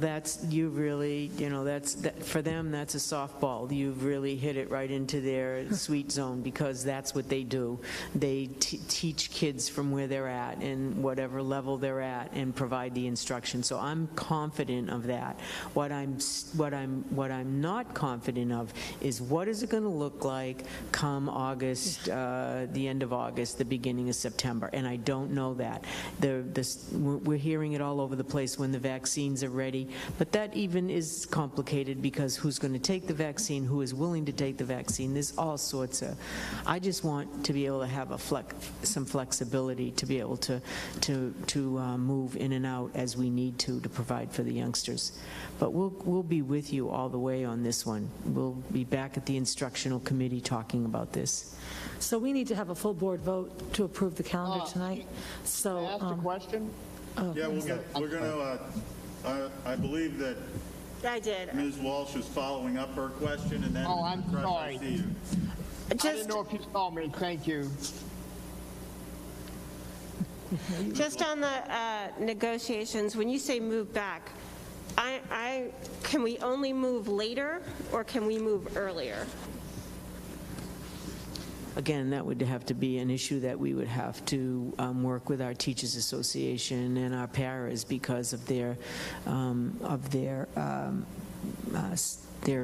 as a matter of fact, one of the calendars that we offered actually had us moved back to the 26th, the 20, but the teachers preferred that we would do our workshop days on the 30th and the 31st and start school on the 1st. But I don't want to, they've been really good about sitting down, talking about strategies in the way that we can deal with all the issues around student learning. So I don't want to say that's not possible, but this calendar was done in collaboration with them. But we weren't sure what the new year was going to bring when we did it. So in all fairness, I don't want to speak for them, but I certainly want their input. Thank you, Superintendent. Mr. Crush. Yeah, thank you. And I wasn't trying to be rude. I didn't mean to interrupt anyone. I just didn't know if you had seen me there and given the challenge. So my question, or just a couple comments. I thought, and correct, I could be wrong, but I thought we had, due to the need for all the education after the Howie Leong event, I thought we had added a third professional development day at the beginning of the year, and we had 3 days instead of 2. Is that correct or not correct? Because I remember we changed the calendar and added a day, I think, and I think, I think Donna would recall that. Yeah, you're right. It went from 1 day to 2 days, Chuck. Yeah. It went from 1 professional day before school started, and then you approved 2. Donna, you're right. Donna supported that so that we could do some training. Okay, so now we're doing 2 at the beginning. Right. So we're keeping it the same, but I'm a little confused how we're expecting our teachers to know more, and we're not really, I don't understand how that's going to work operationally, because there is going to need to be some additional training and support, I would think, to our teachers, and I would think they would want that. So that I find that curious. The second thing is, what parental involvement has occurred in the development of the calendar? I know we partnered, and look, I'm a great fan of the teachers and the teachers' unions, but have we involved any parents in looking at the calendar? Does this work have we done a focus group? Have we surveyed parents?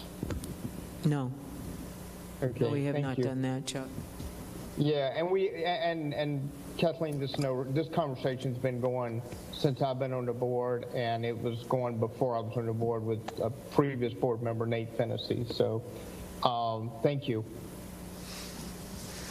Kathleen, I'd just like to interject quickly. I believe that one of the reasons for wanting another fall professional development day was to address some of what Chuck is pointing out, that we have this PD day really late in the year, and by then the year's almost over, and mindset is different. So we have the one in October, and then we have a second one in November, which is really just a few weeks later. And so it front loads. The professional development days are front loaded more in the beginning of the school year, and I think it was with the express purpose of, at least for the teachers that I spoke with, following up on before school starting concepts and things like that. Is that accurate on my end? We prefer that the PD be front-loaded and when we're in the beginning of the year rather than waiting until the end, although there is one in March. Yeah. But the other 3 are all, the other 4 are all in the beginning of the year. Yeah, and my question was, should there be more at the beginning, the actual before school starts? That was my what I was trying to get at. I mean, are 2 days enough? That at the beginning, or maybe they are. I don't know.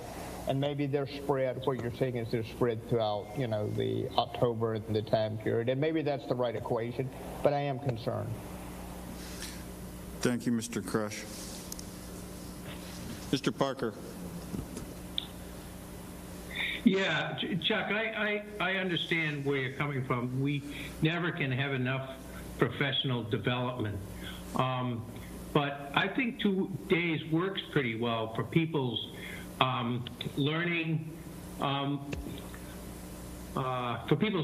When you start to stretch it out too much, I think it may be too much. So we have our 2 days, and then we have a few months to work things out, and then we have another one. That sort of makes sense to me, and that we have one in the spring, because it's not like people aren't training and learning throughout the summer.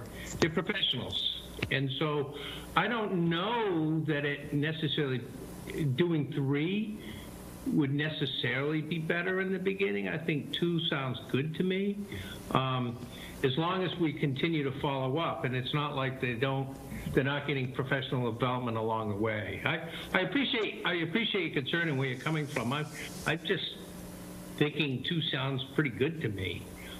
We get people back, and we may need more. We may need more training, and then I suppose as a board we would suggest that, or suggest as an instructional committee additional avenues. So I don't feel that we have to dictate that as a board. I think that's an administrative decision.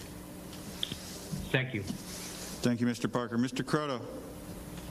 So one other thing to consider is that if, and I hope they do, get back to pretty much normal by the time we get back to school next August, it's hard enough now to get teachers to not want to be in their classrooms setting up and doing their thing to get ready for the kids to come in. You give them 2 days of professional development, and by the end of that second day, they're really champing at the bit, saying, I got to get into my classroom. If we try to do a third one then, I think we may lose them, especially if it's their first time to get back into their quote-unquote normal routine of teaching kids in a classroom. So for what that's worth, I think it's Thank you, Mr. be a challenging time to do 3. Thank you.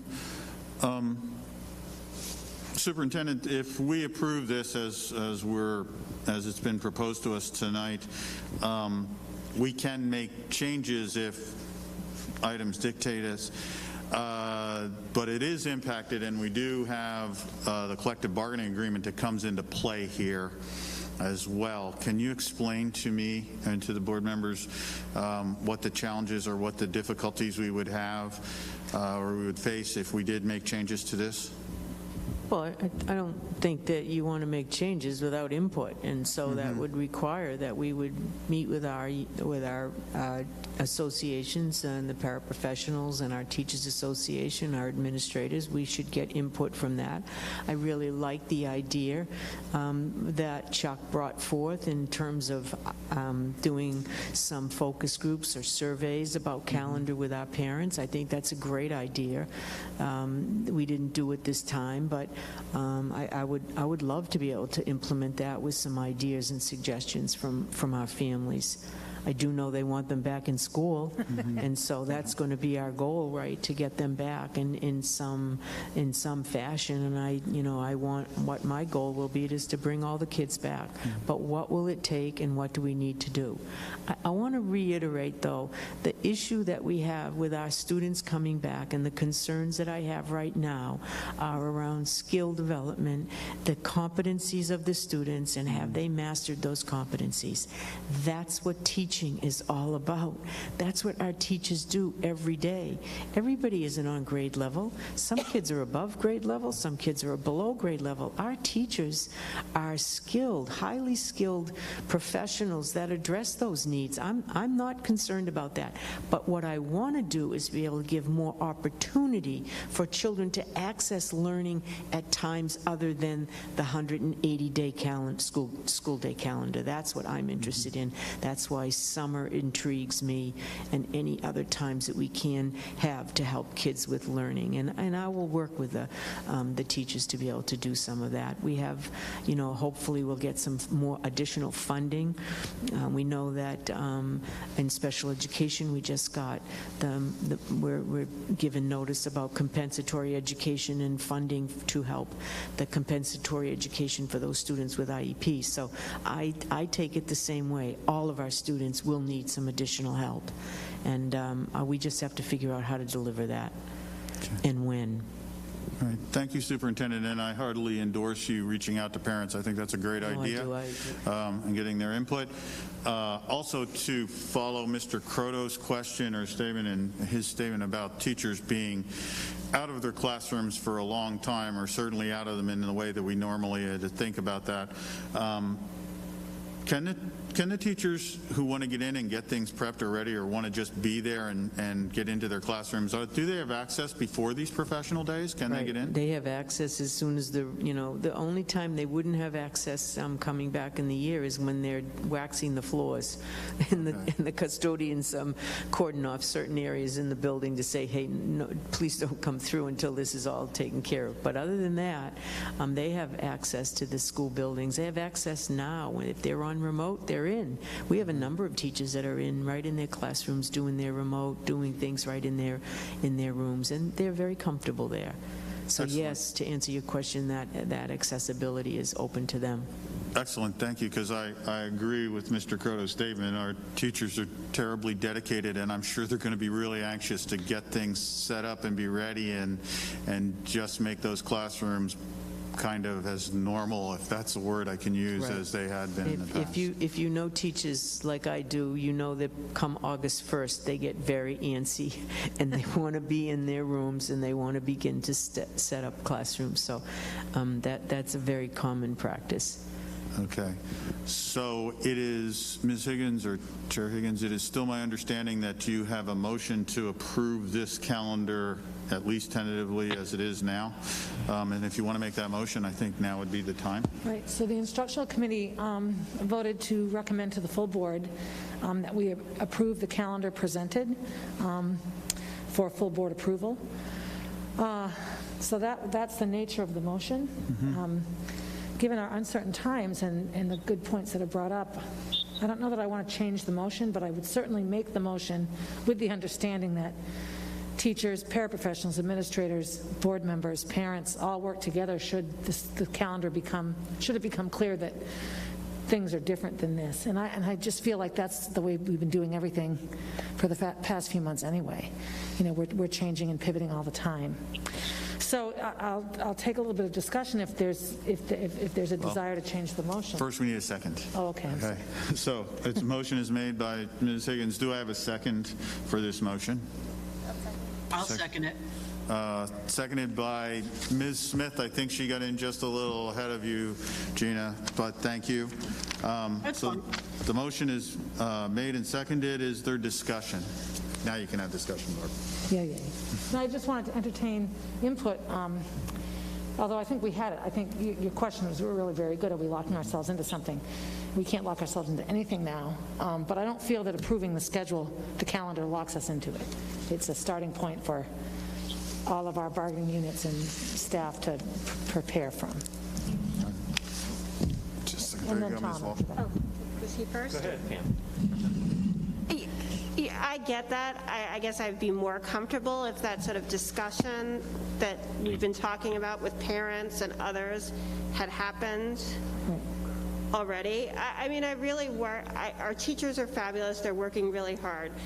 But our kids are not learning what they're supposed to, they're not getting the same amount of instruction and learning that they used to, and it's been going on like that since last March. And I worry about them leaving school on June 16th and not coming back until September, and potentially coming back in hybrid, and losing those beautiful months where they could be learning outside if we have to have that. Well, this doesn't exclude summer either, which is... With summer school, I think that's great. I'm really excited to hear you're working on that, but I'm actually thinking about when we start school.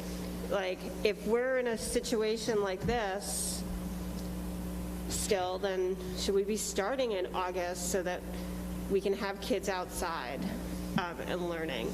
I think we have to think differently. So I just want to remind you that you have collective bargaining agreements to deal with, and that doesn't mean that that's totally a barrier.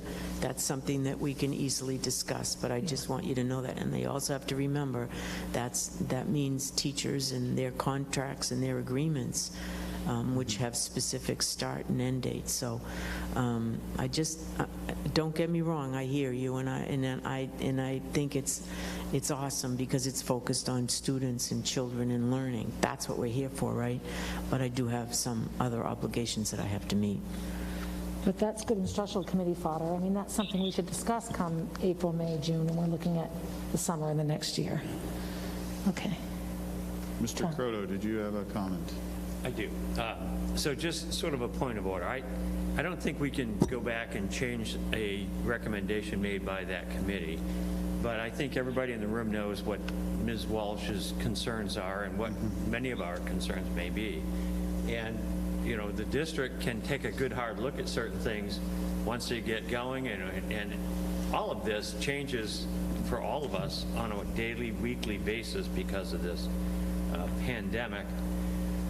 The other thing is that we also have our Deerfield kids to consider, and we also have all of our sending schools for our culinary arts programs, all of our CRTC programs. So it's huge, Pam, to change that calendar, but it doesn't mean that it, A, shouldn't be done sometime, or B, that it isn't necessary. So I think the motion would be fine the way it is, with the understanding that this is the board's sort of desire that if, or at least the board's consideration that if more learning time could be done, then it should be looked into. So I would consider that it's enough that it's in the minutes at this point. Further discussion? Then the motion has been moved, seconded, and discussed. Let's put it to a vote. Ms. Higgins, will you call the vote, please? Well, yeah. Mr. Croto? Aye. Ms. Ponier? Aye, but it looks like Jack has something. Oh, I'm sorry. Oh, I'm sorry. Mr. Parker, did you have your hand up? Yes, yes, I did. Sorry, please. No, I could envision that as we progress the school year, we consider the instructional committee has debated all sorts of things, and we've been not always in agreement. But I think if anything, we've been responsive, and I could envision that some summer program could be put together, and getting additional funding from some source or another to help to complement what the students have learned this year or not. I think that those type of questions, given the circumstances, might, or that type of program may be very appropriate. But unfortunately, I understand the implications of a calendar. It's amazing to me how early we have to have a calendar, but when I realize how many different people it impacts, then you got to start somewhere. The instructional committee has been really responsive, and I think will continue to be. Thank you. thank you. Thank you, Mr. Parker. Okay. So go ahead. I was going to start again. Is that all right? Are we? Okay. So to approve. Where you left off. Yeah, okay. So I had Mr. Croto was an aye, Ms. Ponier was an aye. Ms. Walsh? Aye. Mr. Richards? Aye. Ms. Smith? Aye. Ms. Cannon? Aye. Mr. Crush? Nay. Mr. Parker? Yes. And I say yes. So 8 to 1, a calendar approval with much consideration. Thank you.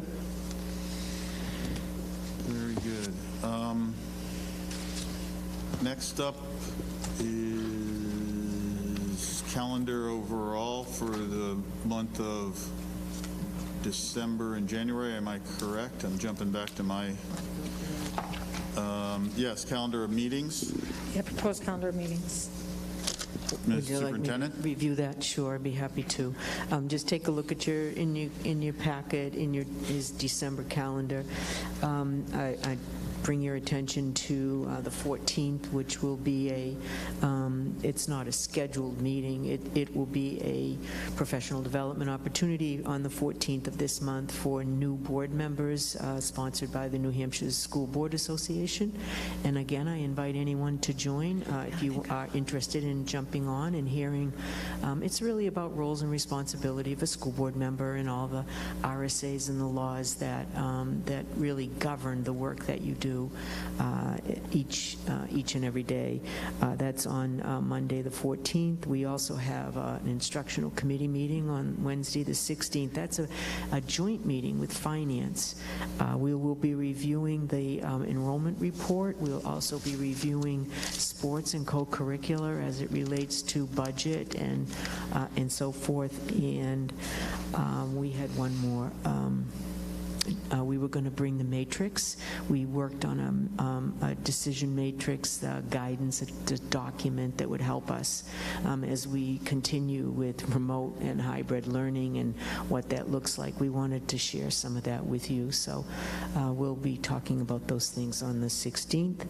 Following week, we just have one meeting on Monday, and that will be 2 meetings on Monday. Executive committee to establish your agenda for January and the calendar, as well as a communication and policy meeting. I think Gina talked about that earlier tonight, about some of the things that we would be talking about. That takes you through December, and it gives you a chance for a little bit of a break over the holiday time. In January, your regularly scheduled board meeting is on the 4th. What I would like tonight for some guidance from you is, as you know, you have a scheduled board retreat that you hold in January. I kind of tentatively set aside 2 Saturdays. I didn't know what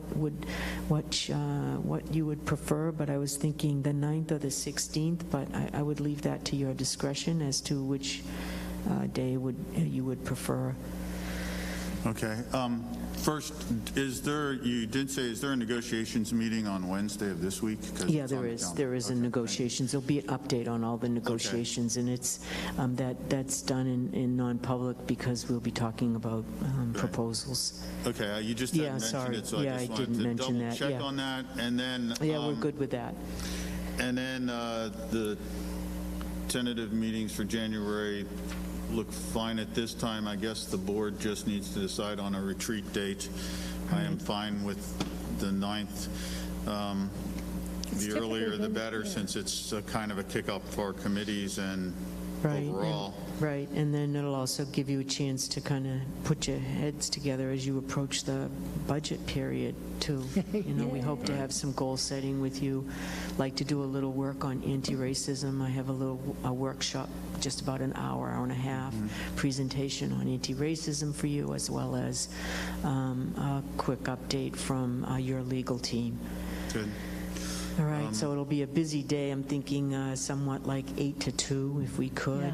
The other decision you have to make is whether it's in person, remote. How do you want to do that? And we could do both. We can plan to do both. We have the full range of facilities to be able to use, whether it's at one of the, I know we've done items in the past, both at the middle school as well as at Millbrook, I think, at least one time. So we have a full range of possibilities on that. Let's first discuss date. And at least tentatively, we have 3 other new board members that, if they're listening, can call in and provide their opinion on that. They have an input on this as well. But for right now, and Jack, and if you see anyone of our new board members calling in, please include them for their input. And but at this time, I don't know what the rest of the board, returning board, feels. Which I guess would be this side of the room. The 9th is tough for me. The 9th is hard. I could potentially do remote. So, but how about the 16th then? I can do the 16th. Okay. Anyone else? Danielle? Barb? I'm free both days as well. Mr. Parker, do you have and Ms. Cannon, do you have input on days? I'm flexible. Okay. Ms. Cannon? Either works for me. Okay. The 16th is after our Yeah, that's hard with first meeting, but we have It's another. also Martin Luther King weekend. Oh, yes, Ms. Hastings. Brenda, go ahead.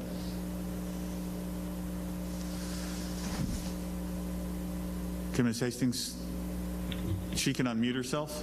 Jack? Okay. Brenda, do you have input?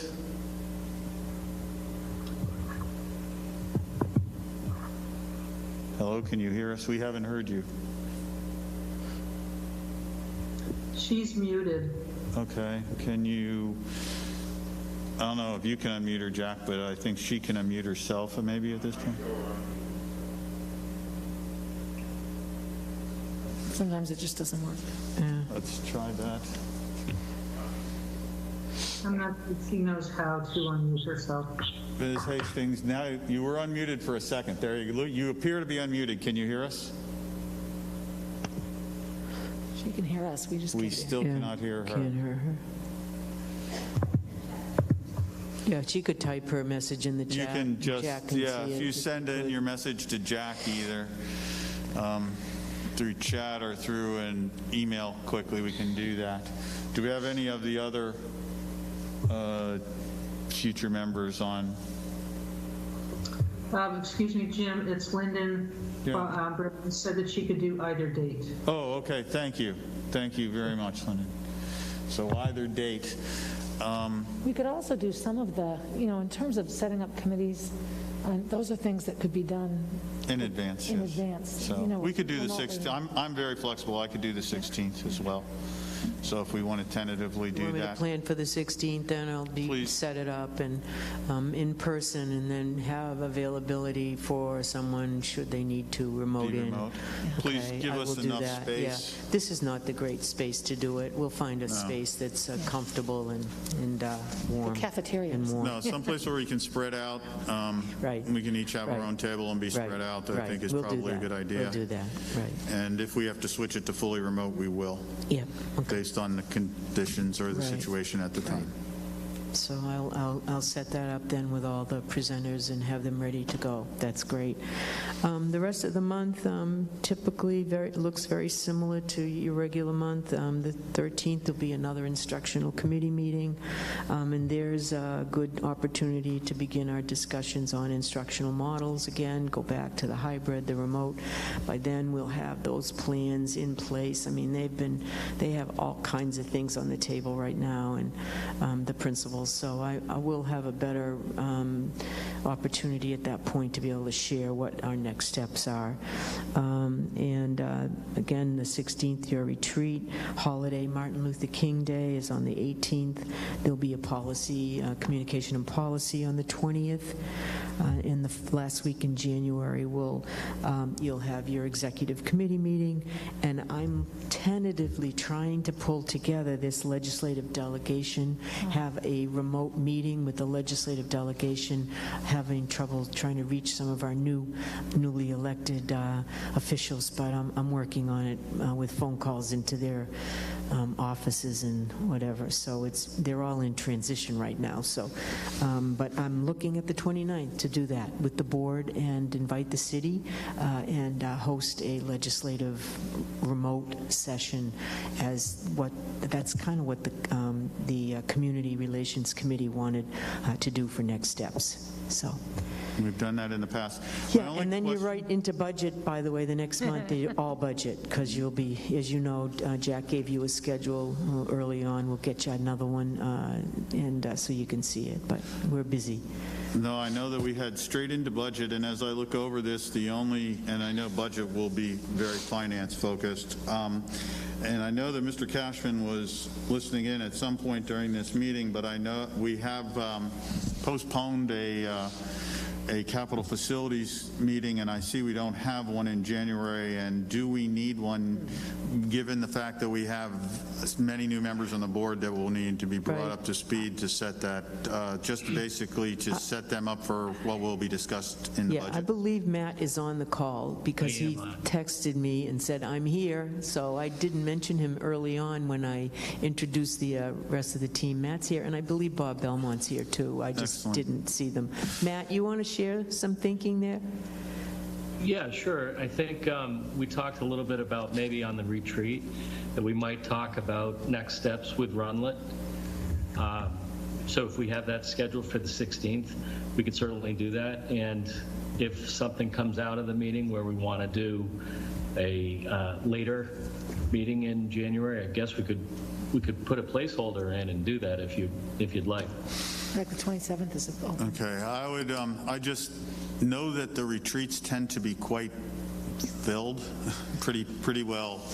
The time is pretty much at a premium. I'm not sure how much time you'd take on that, but we may want to put a placeholder in, and we could discuss it at the January meeting, but I do bring it up right now because that is the one committee that I see that's not, and someone else can jump in if they see another, that isn't addressed before we get into budget. We could do the 11th. It looks free, January 11th, or the 27th, or the 6th. You have those open. So we could look at the 11th. I'll let you discuss it with Mr. Cashman, and if we can't, if the discussion is longer than our retreat would allow us, then I think we should schedule one. Okay. Great. That's it for the calendar. Any other input from board members with regards to our upcoming schedule?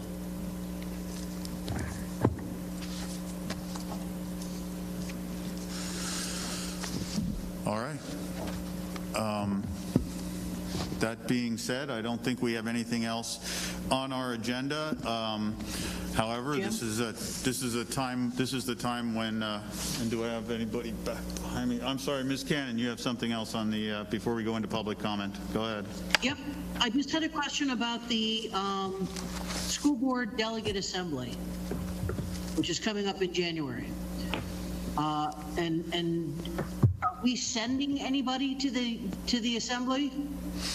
At this time, no one has approached me with regards to that, but we can discuss that because we have the ability to send someone to the New Hampshire School Board Association Delegate Assembly, which is what Ms. Cannon is referring to. So if you have an interest, Gina, please contact me.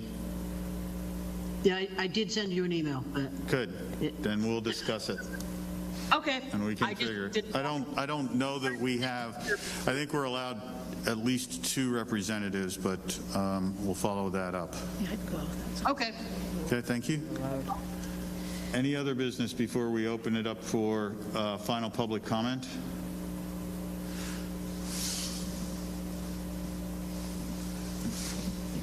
All right.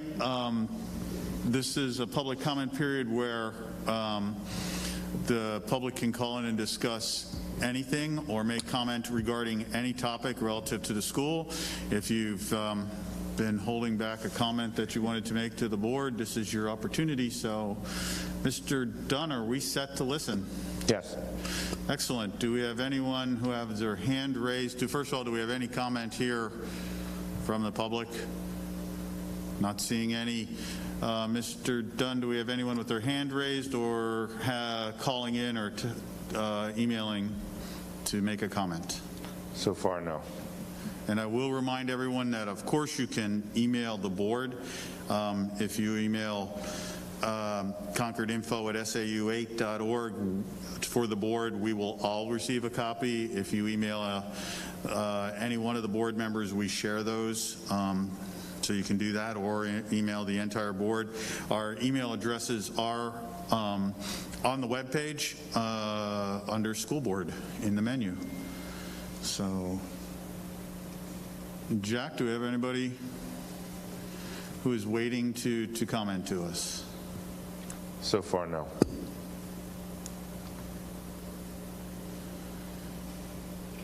All right.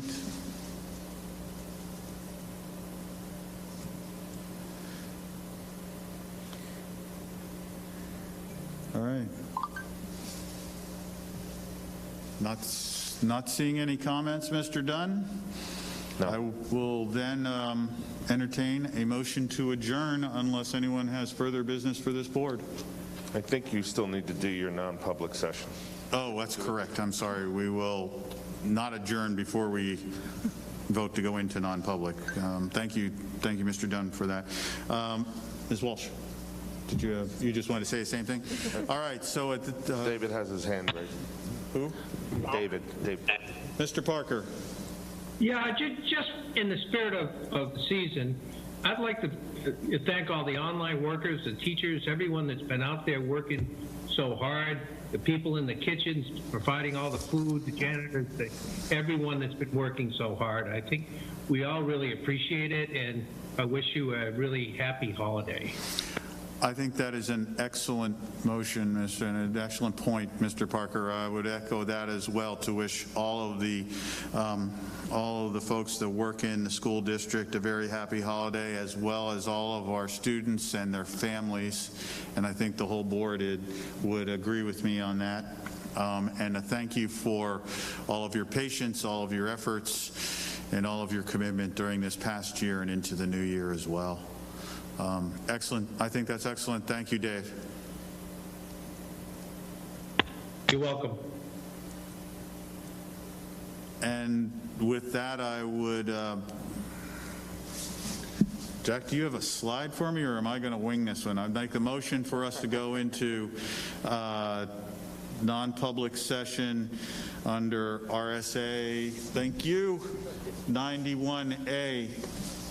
(3), section 2, item C, matters with which, if discussed in public, would likely affect adversely the reputations of any person other than a member of the public body itself, that's us, unless such persons request an in-person meeting. This exemption shall extend to any application for assistance or tax abatement, waiver of fee, fine, or other levy if based on the inability to pay or poverty of the applicant. At that point, do I have a second? Second. Seconded by Ms. Walsh. And a roll call, please, Ms. Higgins. Mr. Croto? Aye. Ms. Ponier? Aye. Ms. Walsh? Aye. Mr. Richards? Aye. Ms. Smith? Aye. Ms. Cannon? Aye. Mr. Crush? Aye. Mr. Parker? Aye. And I say aye. 9-0 into non-public. All right, we'll go into non-public session. I'll have a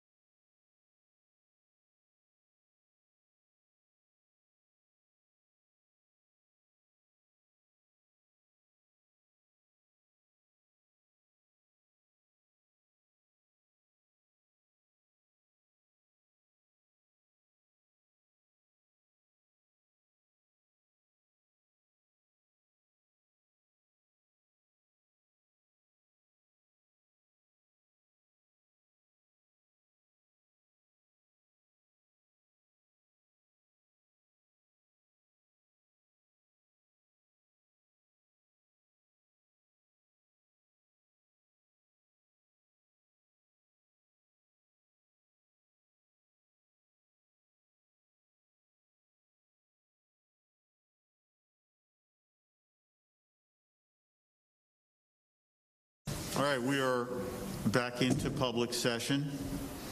Hey, Gina. And I'm sorry? Okay. Yes, Chuck.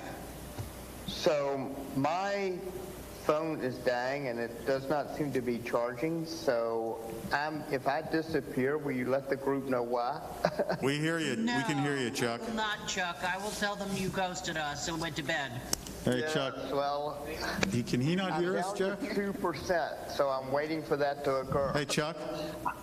Yeah. Yeah, we can hear you. Okay. So your What I was phone's saying dying. is, I though, appreciate my phone that. is not charging, and I'm down to 2%. So. All right, you're telling me to hurry up. Okay, so at this point, we are back in public session. I have a motion to seal the minutes relative to those items in 91A:3, Section 2C, relative to the reputations of individuals that were discussed. I make the motion. Thank you, Mr. Crush. Do we have a second? I'll second. Second by Ms. Smith. Ms. Smith's got that one in. Roll call vote. I'll do it. It's what I do. Mr. Croto. Aye. Ms. Ponier. Aye. Ms. Walsh. Mr. Richards. Aye. Ms. Smith. Aye. Ms. Cannon. Aye. Mr. Crush. Yes. Mr. Parker. Aye. And me. All right. Okay. And then, Mr. Croto, you have business. You want to make a motion relative to administrative personnel? I'd be delighted. So I move that the board support Superintendent Murphy's recommendation to raise the salaries of Business Administrator Jack Dunn and Facilities Director Matt Cashman as discussed, and prepare new contracts to be presented at the January 2021 school board meeting. Okay. Second. Second by, was that Mr. Crush or Mr. Parker? It was Mr. Crush. Mr. Crush. Okay, so moved by Mr. Croto and seconded by Mr. Crush. Is there any further discussion? And this will be on the agenda for the January meeting. With that, I'll take Ms. Higgins, will you please call the roll call vote? Yes. Mr. Croto. I have to... Wait, Virginia. So I'm just questioning my own motion. Should we put the numbers in there in full transparency? We will during the... I know they'll be on there. It will be in the January meeting. Okay. Yeah. Good. If you're good with it, I'm good with it. Yes, it'll be. Okay, so aye. Ms. Ponier. Aye. Ms. Walsh. Mr. Richards. Aye. Ms. Smith. Aye. Ms. Cannon. Aye. Mr. Crush. Aye. Mr. Parker. Aye. And I say aye. All right. 9-0 to support Ms. Murphy's recommendation. Yes, and we will, we will take this up again in January.